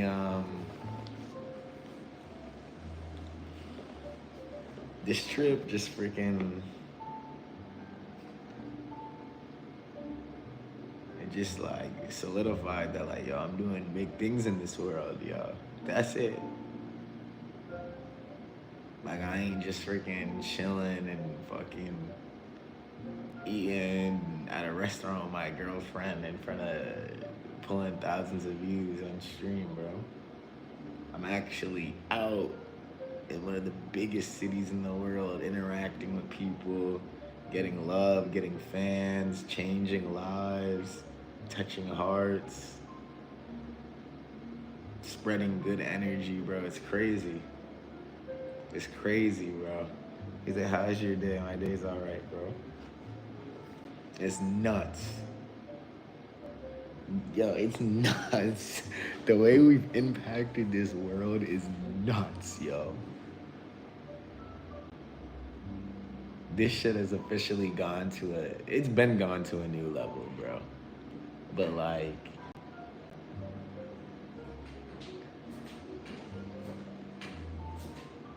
I don't know, bro.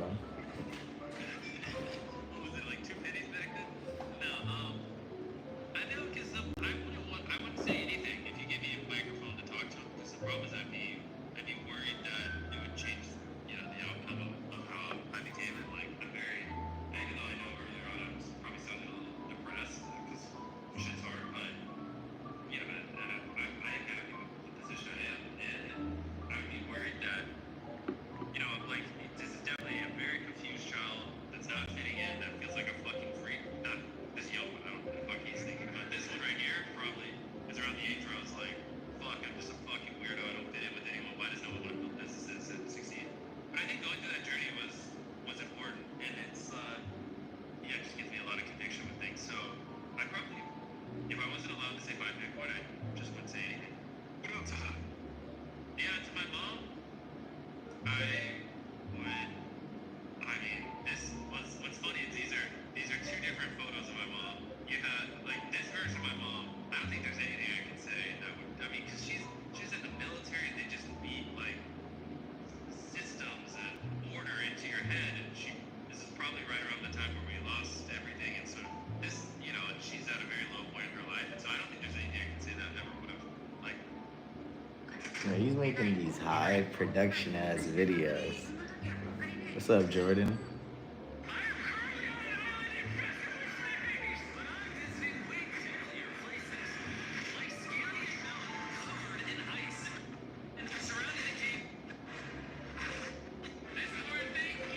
He's doing high quality shit, bro. Mr. Beast is doing high quality videos. He just dropped a new video. That pyramid video was nuts. this is absolutely insane. And now the director of the entire Giza Plateau. Bro, I'm not gonna lie, bro. This freaking YouTube shit is so fucking fun, bro. That's the only reason why I keep doing it, bro. I ain't here for fucking bread. I ain't here for, bro. It's just so fun. It's fun, bro. That's it. That's literally it. It's just fun. Being a YouTuber is just fun. That's it, bro.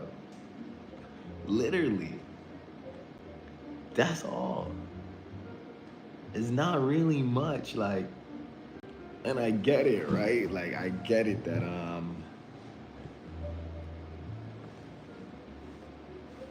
bro, it's just fun, bro. And now, yo, sometimes I really, like, don't understand what the hell is going on, bro. Like,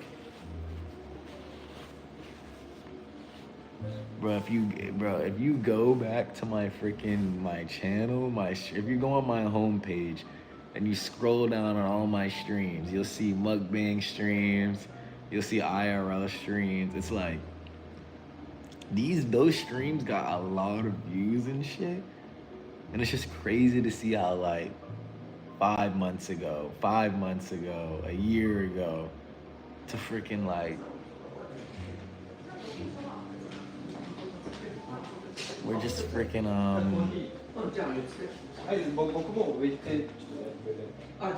taking it to a whole new level. He was like, did you see the video where he visited 5 days? That's the vid I was just watching, bro. Yo, Mr. Beast makes some high quality production content. I'm not gonna lie. I won't lie, bro.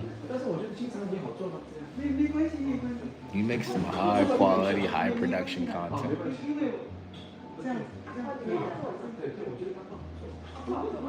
It's just nuts, bro.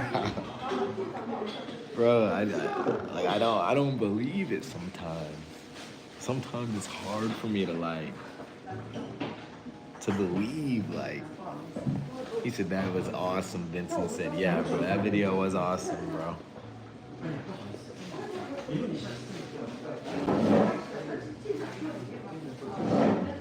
Bro, sometimes it's hard for me to believe that we're even in this position, bro. It's just fun, bro. Like,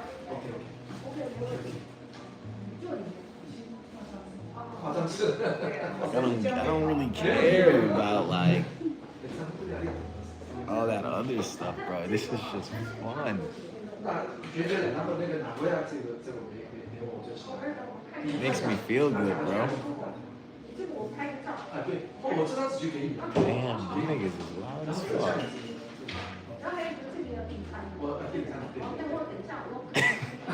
Doing all them freaking high production, high quality ass streams, bro. Bro, I love that shit, bro. I love it, I love it, I love it. But that's one thing that I've gotten really good at as well, right? Like, I've kind of like figured out the balance of my streaming, right? So this is one thing I understand, right? I understand that high quality, high production streams are really important because that's what you're gonna be judged off of, right? But I also understand that I have people who want to see my content, who want to see me every day. He said, I stream on Twitch. Vincent said, nice, bro.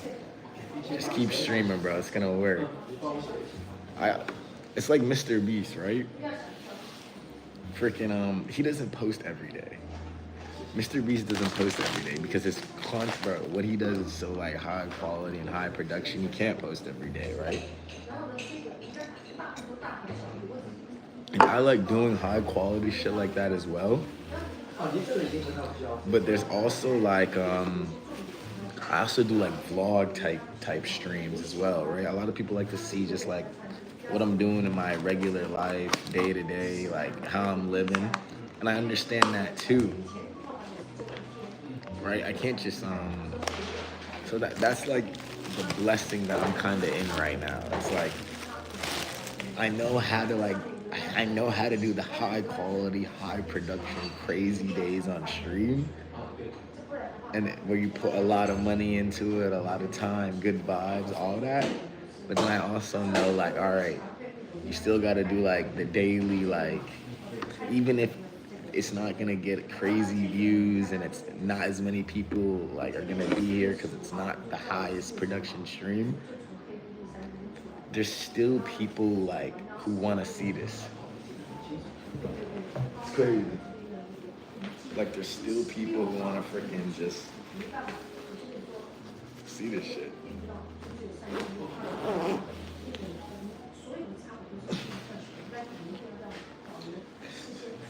We brought daily vlogging to stream. Right?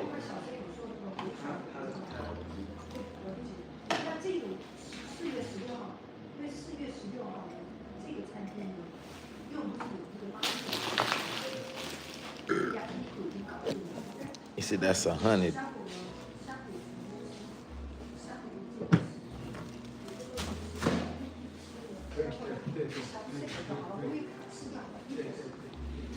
I'm about to go see what's up with the world right now.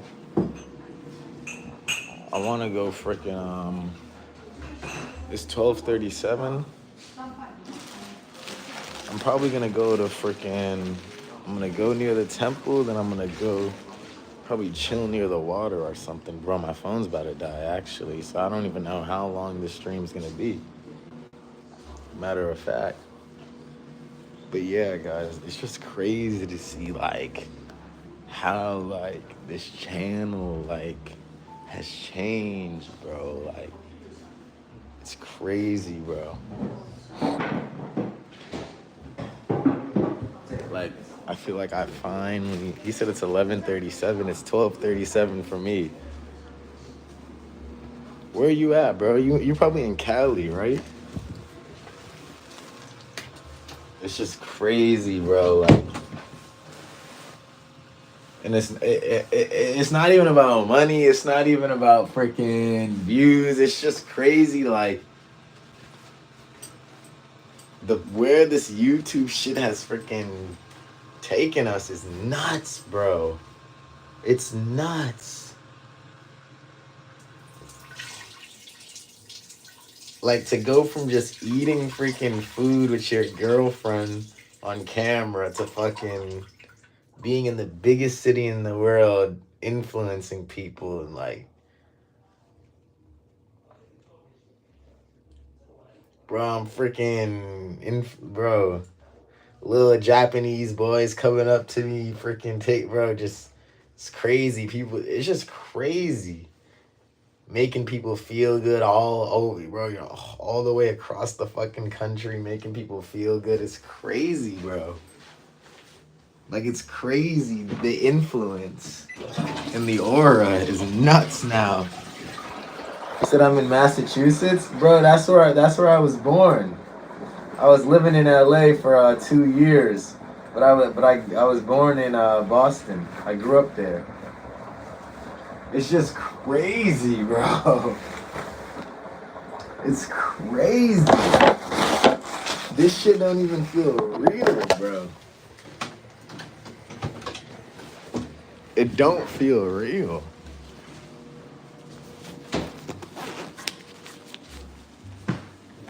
You said, what's up with the buffet? Get some to go. Nigga, dog stupid, bro. You saw that video? Hold on, guys. Let me change my internet. You said you can't go back to the buffet. What were you thinking? Bro, what? Oh my God, Doc. Are you serious? You said you can't go back to the buffet? What you mean I can't go back to the buffet? Bro, it said all you can eat. But I already paid, bro. I literally already paid, bro. Imagine this, right? Bro, you have to think about it like this. Imagine you're at a hotel and you wake up at 5 a.m. and you pay for the buffet. You go, you go to the hotel, you eat the buffet, then you freaking no. It's not a buff. It's not even a buffet, bro. You have to understand. It's breakfast for the hotel. So imagine this, if I'm at a hotel in America and I paid for the hotel and then I ate at like 5 a.m. and then let's say my kids wake up at 8 and I go back down at 8, bro, why would you not be able to eat that? If you already paid for the service. You feel me?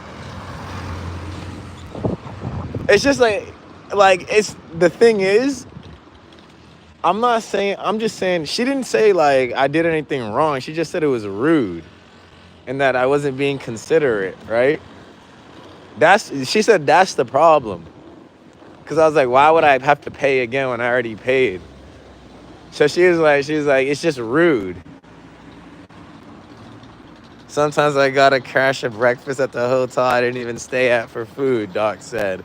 Exactly. It's not that like it's not against the rule. Like, she didn't say it was against the rules. She just said I was being rude because I wasn't thinking about others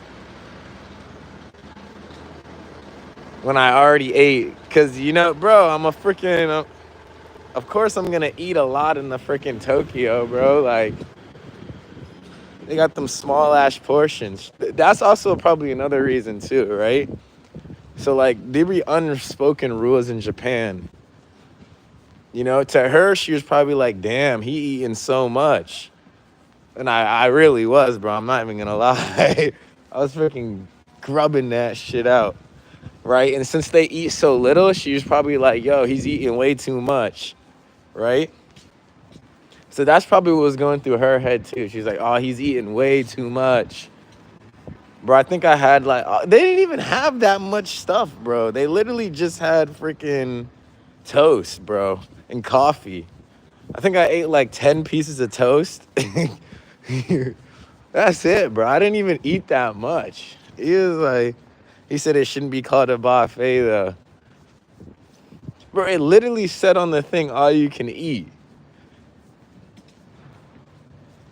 He was like, and I paid for it.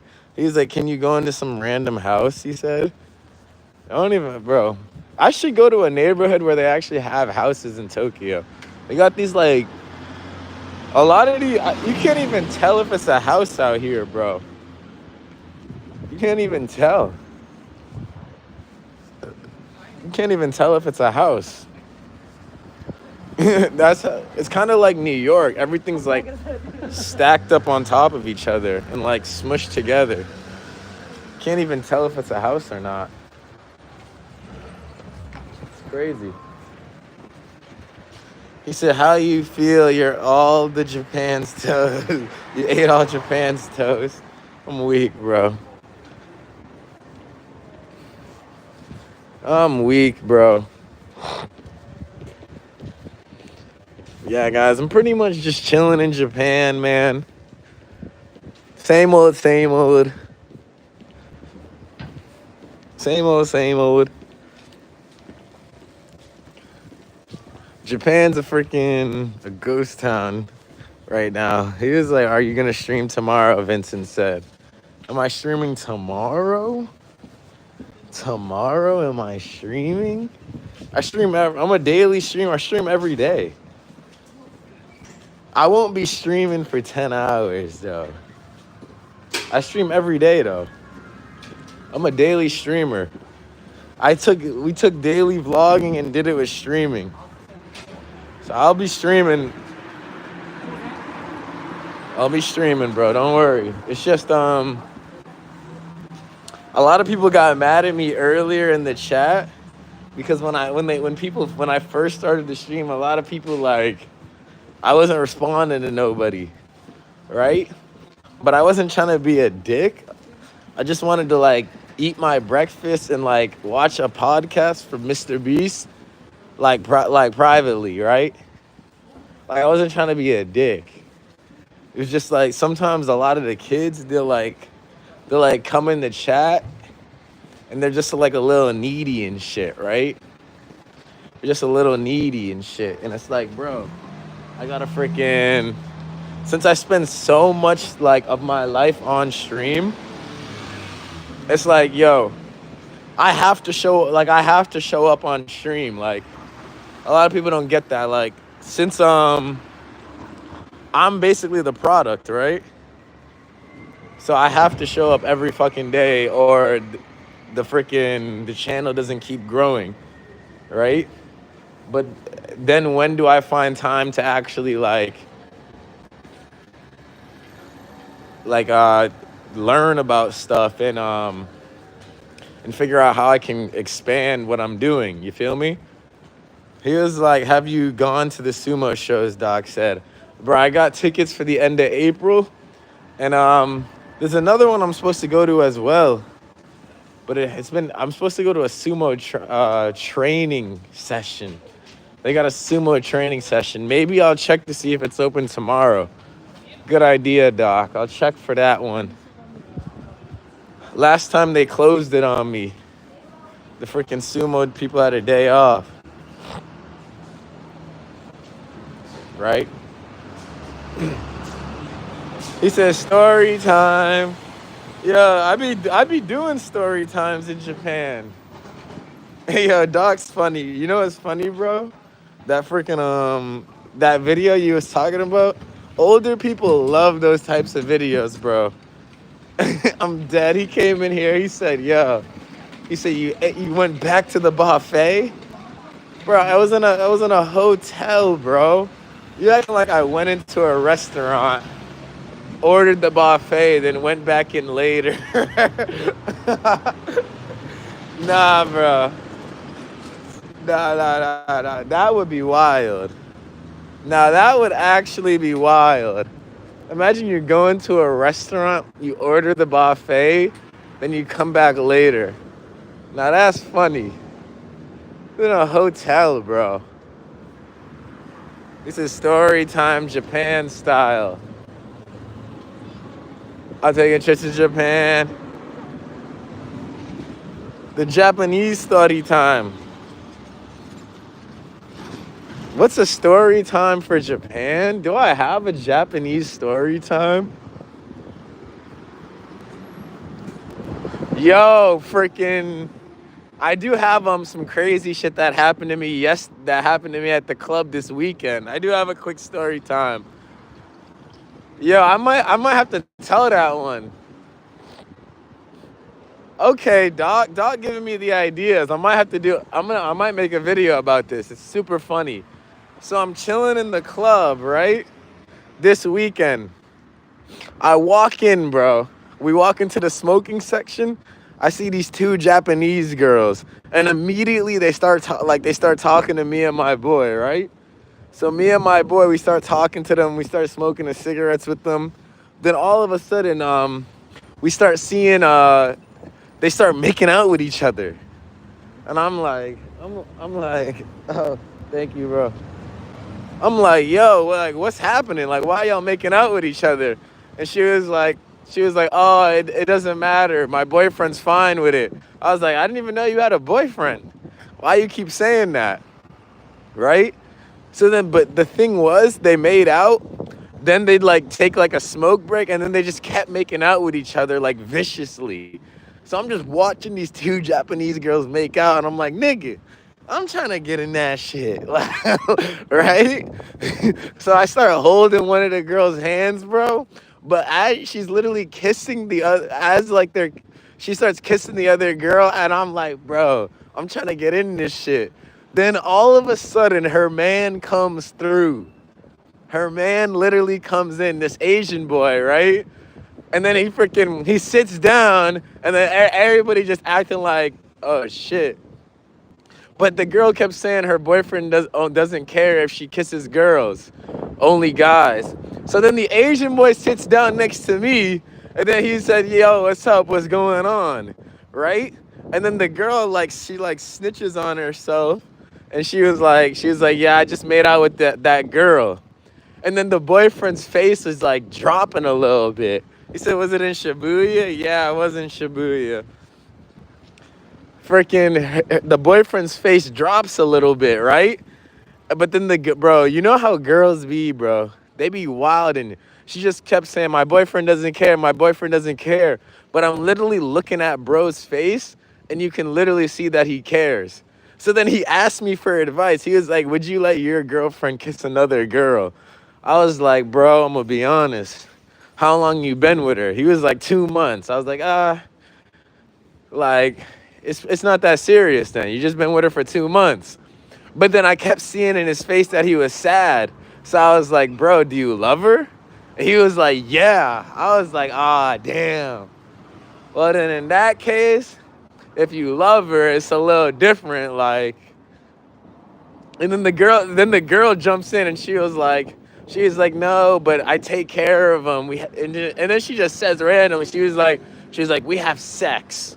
We have a lot of sex. I was like, that's not the point. Like, he don't really give a fuck. It's just that it's not even about like that you're kissing girls. It's just the fact that like you're kissing girls, and everybody's like looking at you like seeing that like you're a hoe and shit, but he loves you. That's why he's hurt. Like, it's not really about like if you're having sex with him. He don't really care. It's just the fact that we're all looking at you kissing this other girl and shit, and we're all like, damn, that's a hoe. And then he comes in, and he's just like, I love her. We're like, nigga, what? What you mean you love her, bro? What you mean you love her? So then I tell both of them, right? Because he's asking me for advice. I'm like, all right, guys.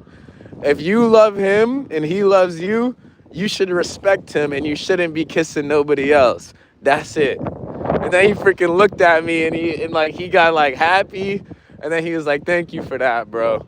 That's the facts. Like, if you really do love him, you're not respecting him by kissing other girls, right?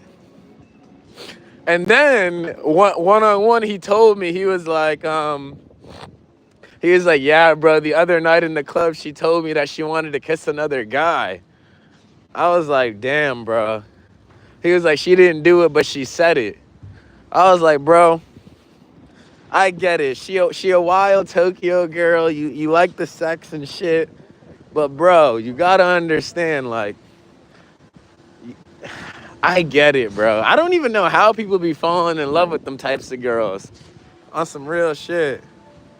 He said, can't turn a hoe to a house. He's like, quote of the day, Doc said, can't turn a hoe to a housewife. Like, my thing is, bro, he found the girl at a party. So he knew she was a party girl. So truth be told, I think he freaking, I don't know, man. It's not his fault. I get it. She was hot. She was hot. She wasn't beautiful or nothing. She was just hot. Like, she was nice, slim. She was hot, bro. She was hot. But it's still like, at the end of the day, bro, we're all looking at you like, yo, bro, like, you should be pimping on this girl. You shouldn't be freaking lovey-dovey type shit. The hell? That's all. That's why we're all looking at him a little weird. He said, why didn't you put him on game, Doc said? Because he said he loved her, bro. That's when I knew it was all fucked up. I was like, damn. If he like if honestly, if you didn't love her, that's like if somebody would have asked me about the white chick I used to chill. If somebody was like, do you love her? I'd be like, I'd literally just make a face with my teeth like that, right? Because you don't wanna say no in front of the girl. You still gotta keep it a little. You gotta act like maybe, maybe not. I don't know. Even though you know it's no. But he said, yeah, I love her. So I was like, oh shit, it's fucked. He's fucked now. He loved the girl. He said, ain't no way that was love. Right? But I felt bad for him because he's asking me for advice. Because like, he's like, damn, bro, like, I love this girl, but she's over here making out with other girls and like, and it's funny, bro, because I was literally trying to jump in that shit too. I was trying to jump in that shit too till he came. And then he starts asking me for advice. I'm like, yeah, bro. I know. Like, bro, the way those girls were making out was vicious, bro. Like, it wasn't just like they just made out and then they stopped. It was like they'd make out, take a smoke break, then just keep making out, bro, like viciously. It was crazy. Every time I seen that shit, I was like, yo, like, hold the fuck on. Let me get in that shit. And then bro just comes walking in talking about he loves this girl. It's crazy. It's crazy, bro. He said a cuck, Doc said. It's not his fault, bro. That's another thing too. He looked a little passive, like, it's not his fault, bro. It's not his fault. I could tell what she was using him for, though.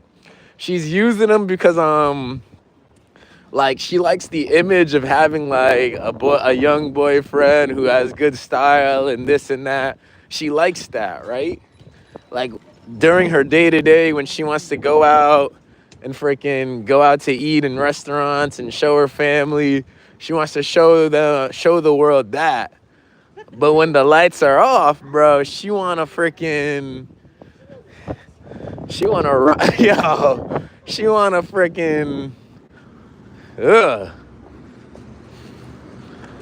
wanna have wild, nasty, dirty freaking times, bro. And he can't give that to her because he's a nice guy. You feel me?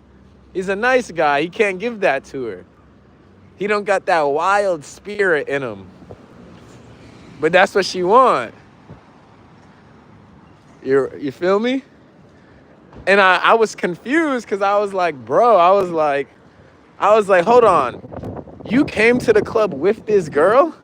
He was like, I was like, y'all came here together? He was like, yeah. I was like, what the fuck? So you brought her here and you got her, and now she kissing other freaking girls? But then again, they've only been together for 2 months, right? So like, 2 months ain't really shit. When they told me 2 months, I was like, bro, who cares then? Like, you been with her for 2 months? She just kissing other girls? Like, fuck it, bro. Like, just, shit, see if she can let you run it too. But like, once he said love, I was shocked. He was like, LOL, he knew what he was getting into. He said, that's wild. 2025, these hoes ain't looking to settle, Robbie said. Doc said she wants to bump the beans. Yeah, bro. So that's what happened this weekend with the Japanese boy. He needed some advice from Loki. He needed a little advice. He needed a little advice, bro. Because I've been in the same situation too, bro. And you know what I freaking told the girl? I was like, yeah, you can do shit with that girl, but you're not gonna be my girlfriend. Like, I'm just gonna treat you like a hoe. If you wanna act like a hoe, I gotta treat you like a hoe. And then she straightened up. Cause girls will do that all the time. They'll be like, oh, is it okay if it's a girl? Is it okay if it's a girl? Cause all girls, low key, they all want to freaking do shit with other girls. It's fun. It's fun for them. You know, you can't let the girl act like a hoe and treat her like the princess. You can't do. That's a no go. Yo, that don't work in the pimp, man. Yo, that's a no go. And that's what I was trying to get him to understand. But he was so deep in love with her, like I couldn't tell him like, yo, bro, this a hoe. Like, this a hoe, bro. Like, he's too deep in love to see it. He was like, she kissed another woman. He should have seen that coming. He said, hell nah, whore doing that. Not a real woman, Robbie said. He said, that's a good time, not a long time, Doc said. Bro, it happened. Bro, it almost happened to me. One of my girls before, she's like, if am I allowed to like dance with other girls? And what if I want to kiss another girl? I was like, that's fine. You're just not my girlfriend. I'll just treat you like one of my hoes and that's it. And then she straightened up. Right? So my thing was, for him, he shouldn't have caught feel like, if he was just with that girl in the club and he's like, yeah, this is one of my girls, bro. Like, this ain't my girlfriend. I'm not in love with her. To me, I would have been like, bro, let her have fun, nigga. Like, let her get her juices warmed up so you can have fun later on. Who cares? But he fell in love, so it's a little different. It's a little different. I don't know if she loves him. I think she loves the status she gets with him. Bro, it's hard for a girl to really love a man nowadays. I think she just loves the image of them two together. I don't think she really loved him. It's crazy. He's like, that's why most of these chicks just be for the moment, Robbie said. I don't think she really loved him, bro. How do you even know if a girl... Yo, if you want to know if a girl really, really love you, damn, bro, how do you know that? How do you know that? I'm too young to even freaking know that, have that answer. I don't even have that answer, shit. How do you know if a girl really love you? I don't even know that answer. That's a good question. That's a hard one. Doc said he wasn't in love.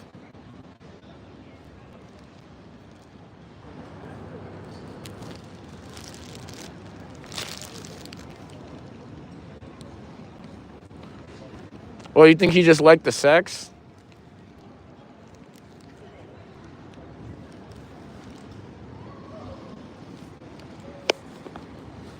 He was in a trance by the sex?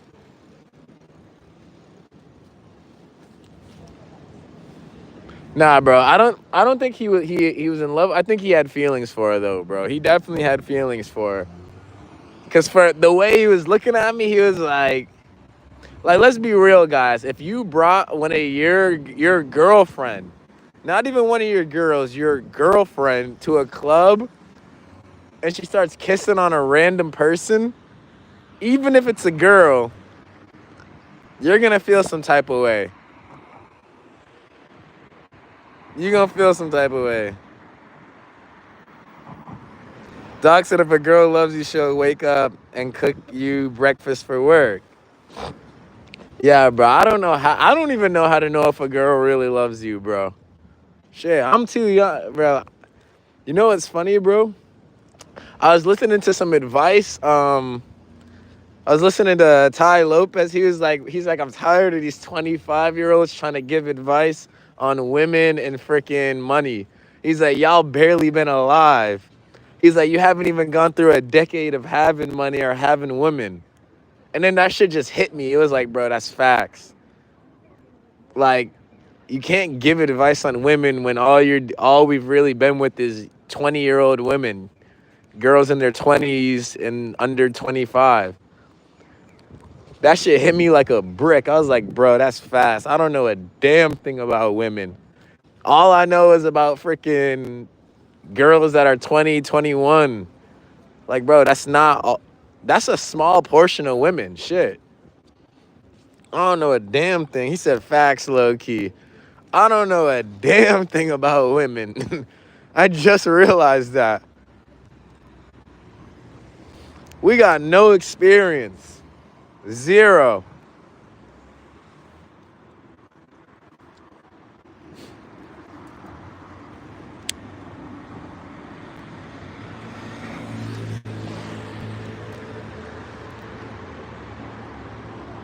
So yeah, bro, I'm not really trying to give advice and shit. Cause bro, what the fuck do I know, bro? All I've been with is 20, 21-year-old girls, 22-year-old girls. That's a small portion of women in this world, bro. Bro, there's women in their 30s, there's 40s. It's beautiful, bro. That I haven't even freaking touched or freaking know anything about.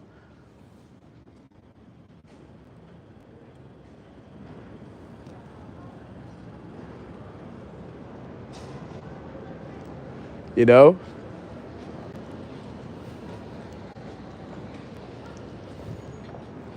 You know, bro?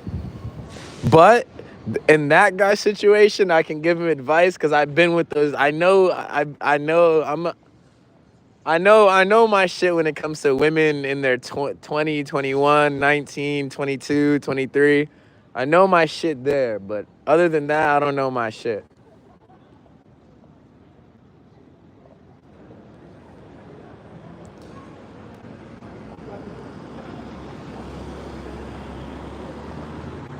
I know what they want when they're in their 20s, 21, 22, 20. They want to have fun. Ideally, this is what they want if they can find it in one guy. They want a guy that looks nice for the public image, their family, when they go out to eat, and for their status. But they can also freaking have like wild, crazy, naughty stuff. But if they can't find that in one guy, they'll just get a guy for the image and just sneak around at night.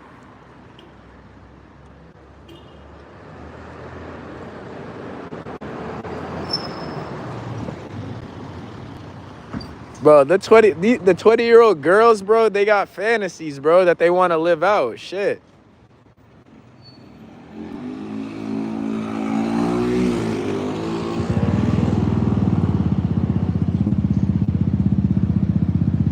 They still try to live out their sexual fantasies. He said get a sugar mama.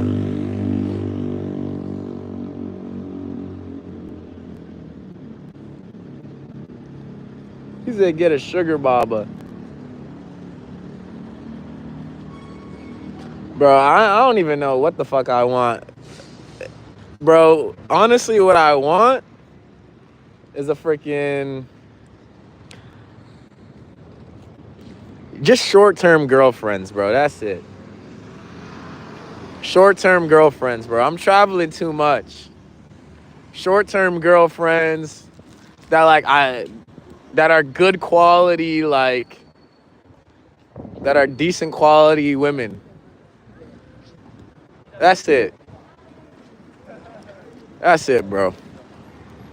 Short-term girlfriends, a month, maybe 2. That's it. And we just enjoy the time we have together, then we move on. That's it, bro. That's it. Bro, my mentor tried to tell me that too. He's like, bro, he's like, you're not gonna find your wife right now. He said he's like, the girls you hanging out with and you messing with now, none of them are your wife. I was like, damn, he's right. He's like, all the girls I was messing with in my 20s, I thought I was gonna be with them forever. He's like, none of them are my wife. You know?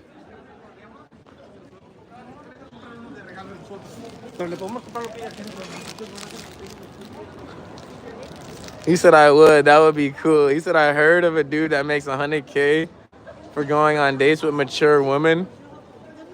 He said keep some company. Yo, I'm dead.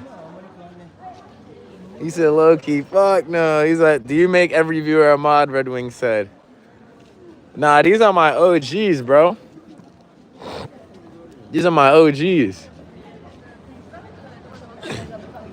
You know? I'm not gonna find my...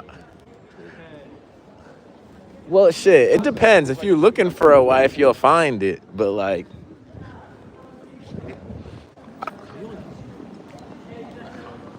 I don't think, Bro, I just realized how, like, young I really am in life, bro. It really don't hit me. Like, bro, you're not gonna... Bro, these 20, 21-year-old, 22-year-old girls... Like, they just for the moment. It's not necessarily like... It doesn't have to just be a one night. It could be for a couple months. But, like, bro, it's a moment. It's not freaking... It's not forever, shit. You can make it forever, but you're also freaking settling short, right? It's like being 20 and staying with the same job staying with the same company, same job. Bro, there's other things out there. You know, there's always stuff out there, bro. There's stuff out there. He said your mentor speaking facts, Doc said. You know?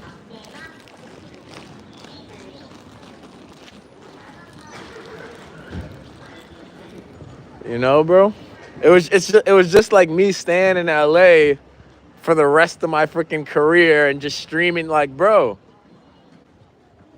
look how much is out here that I wouldn't have been able to freaking grasp if I would have just stayed where I was comfortable, you know? That's all.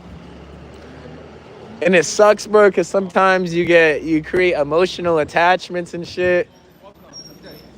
And sometimes you really do love the girl, but, like, truth be told, bro, like,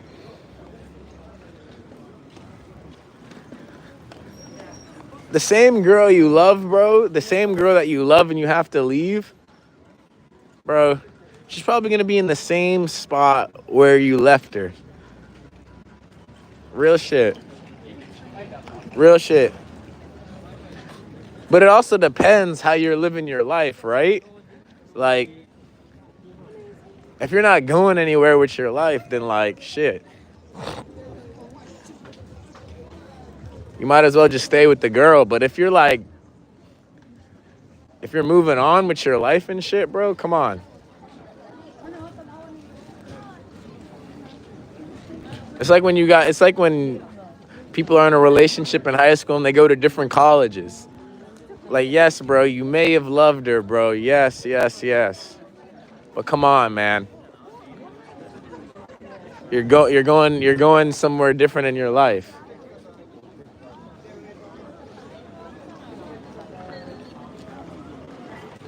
He was like, would you do a survival season? He said, I know you like the city. What's the survival season? In the jungle? Damn, Tokyo packed right now. In the jungle? Would I go to the jungle? I don't know, bro. I don't know if I could do all that. I ain't a jungle type. I don't like the jungle like that. Bro, what the hell?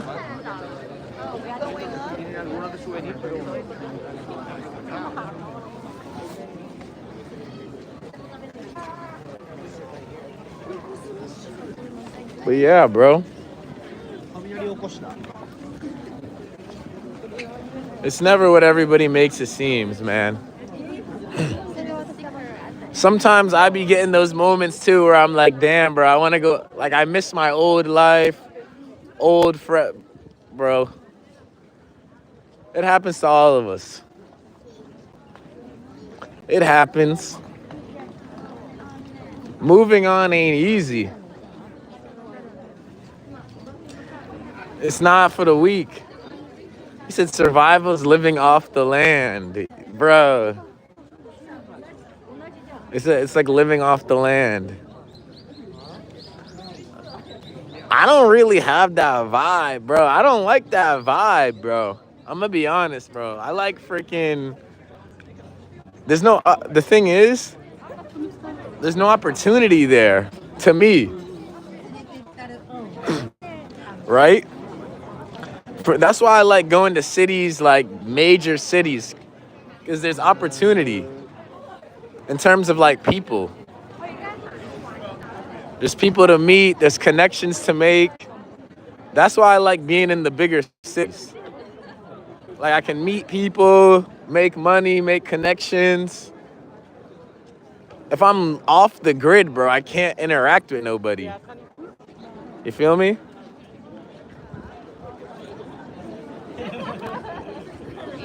That's the only thing.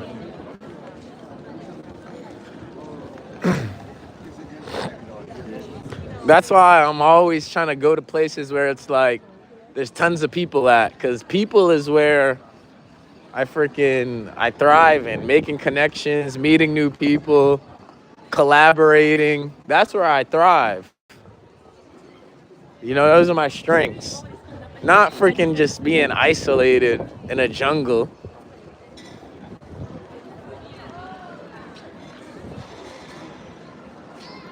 That's where I thrive, man.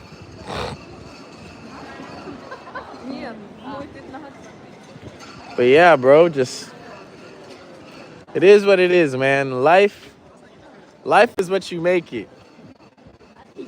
Life is what you make it. And I don't know anything.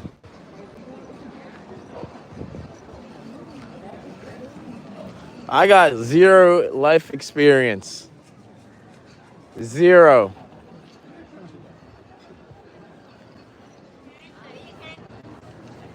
I ain't even 25 yet. Like shit, bro. I got zero life experience. In the grand scheme of things. In the real grand scheme of things, I have zero life experience. You know?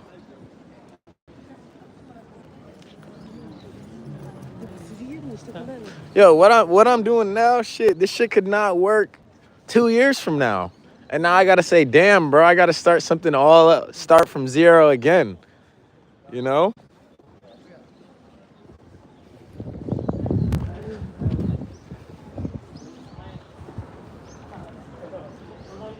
That's the beauty of life, though.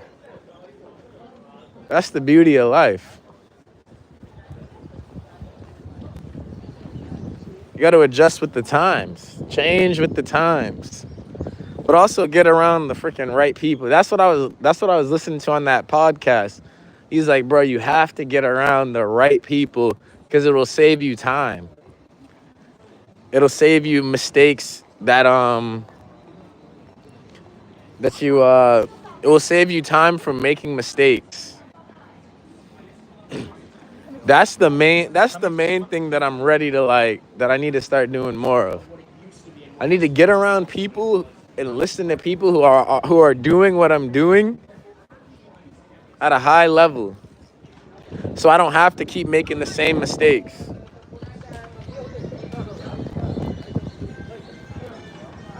That's really it. Because mistakes, there's nothing wrong with mistakes, but they cost time. And truth be told, like, the reason why I've gotten to this point right now is because I freaking, just by taking risk, really. Not so much being like, nobody told me how to do this. Like, nobody taught me how to freaking, how to come out and do this type of stuff. It's just by taking risks. But to get to bigger and better levels, you got to learn from people who are doing this thing successfully. That's it. That's it, bro. Dang, my phone on 11. How long we been streaming for? Just a little bit.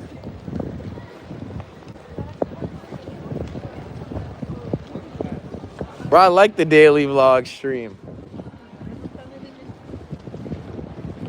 But I also like doing high production, high quality, banger streams, bro. I love doing those. I love it, bro. I love putting on a big production.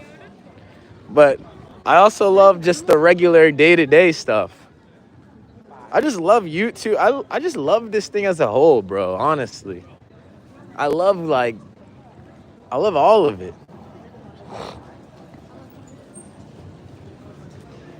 I can't lie, bro. Like, I love doing the daily vlog, the daily streams that aren't freaking banging in views, but it's like people like, I just love that stuff. Then I love doing the high quality streams where they bang. It all feels good, bro. I found like a balance in both. I found the balance. I had to find the balance, bro.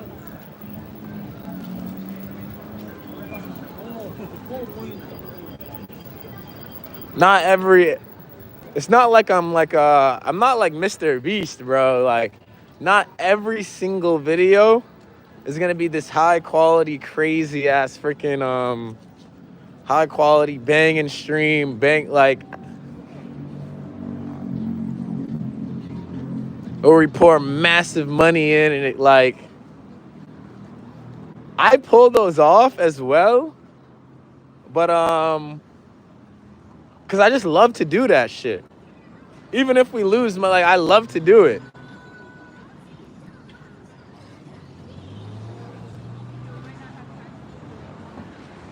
Just love to do it. But at the same time, I know that like the daily vlog, the daily streaming, they'll be forgotten, but I know they also impact people a lot as well, bro. It's a balance. It's a balance, man. It's a balance. It keeps the channel growing, it keeps it active, it keeps it alive, you know? Because that is true, bro. I was just watching this video. The worst thing is when you pour tons of money and tons of shit into a high quality, big production video / stream, and then it doesn't perform the way you want it to, right? That shit's annoying as well. I've been there. I've been there, bro. I've been there.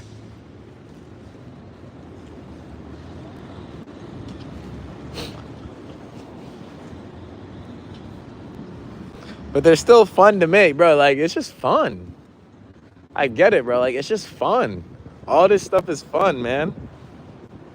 It's fun to get out and record. It's fun to make videos. The 100-view videos, 200-view videos are just as fun as making the freaking thousands of views videos, you know? I got a good balance right now in my channel.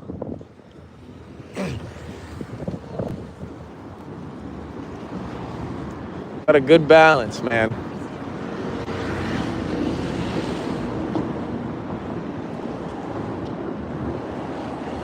Because the thing is, when we do those high production, big streams, it's less, I can't interact as much, and people can't like relate. Like it's like you're watching like a freaking movie or something, right? Like I'm not really like, you're just like, everything's just a spectacle. It's like a movie. When I do the daily streams and shit, people can chill, talk to me,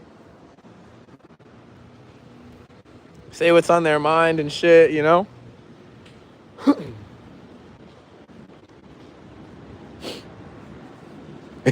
So I like both, man. I like both. But now I need to spend a little more time. I need to spend less time freaking, I hate to say it, but I need to spend a little less time streaming and a little more time learning. Learning from other creators who are doing big things and shit.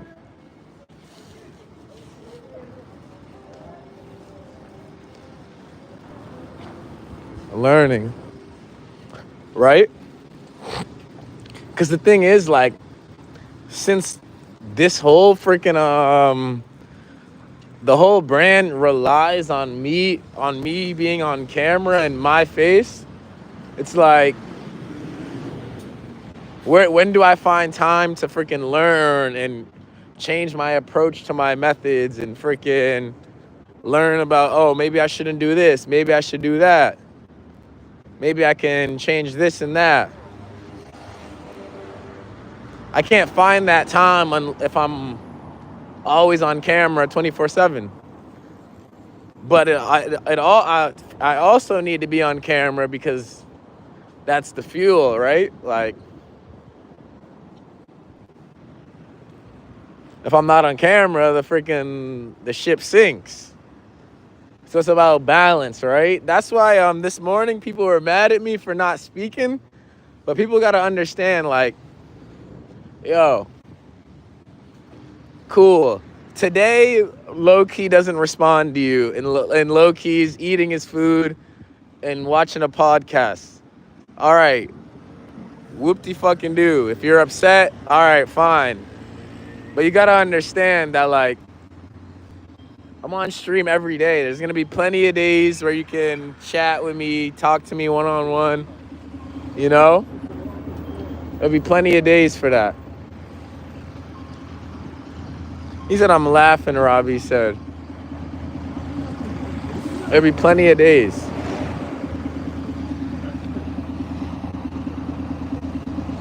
You know? I need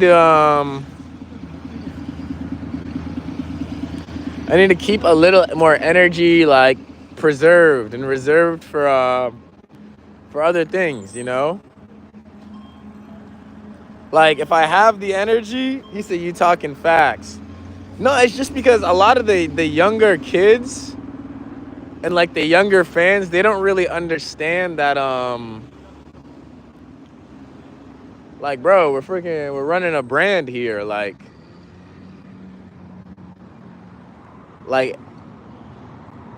there's a lot of stuff going on behind the scenes and a lot of stuff that goes into these streams. A lot of money's being spent to make these streams. Like the freaking the last Shibuya stream we just did, bro. Do you know how much money we freaking spent on that? I don't even know how much money we spent on that stream. Holy shit. Me and my friend combined, I don't know how much money we poured into that fucking stream. Honestly. It's kind of ridiculous. Thousands of yen, bro. He freaking paid. He paid for me all night. He paid for me in the club. He just paid for everything. Plus whatever I spent. It's just like, sometimes a lot of the kids, they don't understand like what goes into these streams and what goes into this shit. It's not all just like there's real shit going on behind the scenes, you know?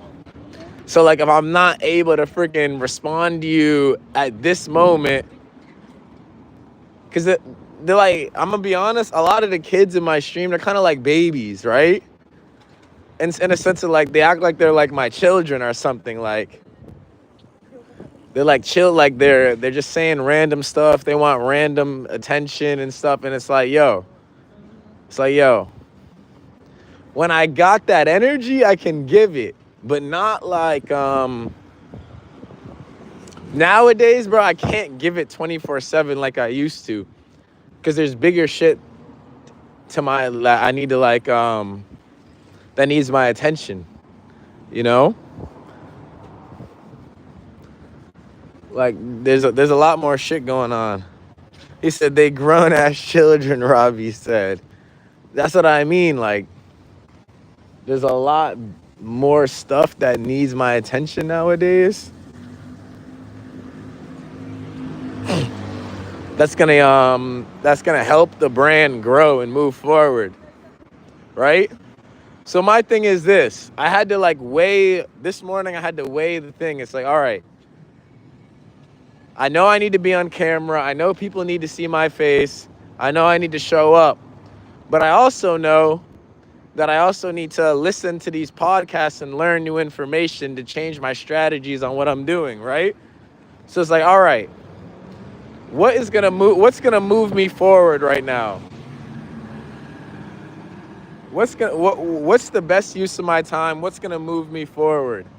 Listening to a podcast on somebody giving me information that's gonna help me get better for what I'm doing, or just giving a bunch of random kids my energy about a bunch of nonsense and bullshit. You feel me? Like, I know it sounds fucked up to say, but you have to understand. People have to understand that. From a business standpoint, it's like, yo, I could just sit here right now and just go back and forth with a bunch of these kids, but it's not the best use of my energy right now. And like now, after this weekend, I've like started to understand that like it's not personal. Like it's not personal.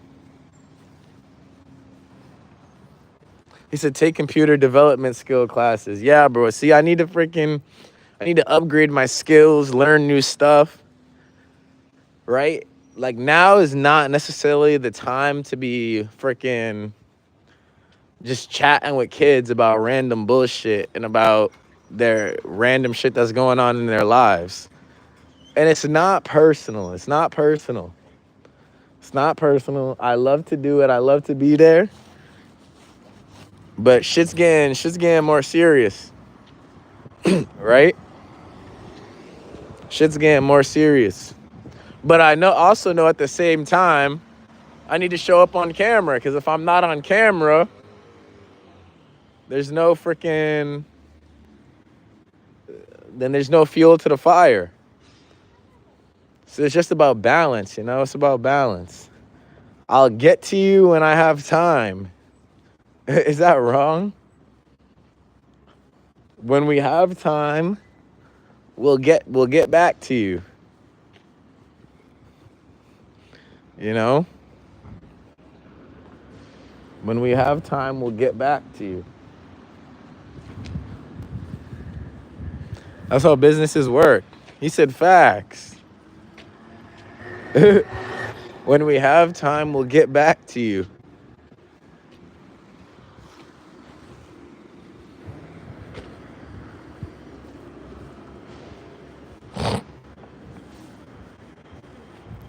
There's a lot of shit going on, you know, behind the scenes and stuff.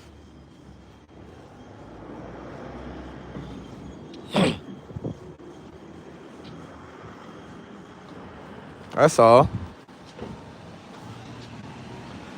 So I don't want anybody to think I'm an asshole or anything. It's a lot of shit going on. Anywho. Yep, guys, my shit is dying, bro. Let me get in here and charge this freaking phone.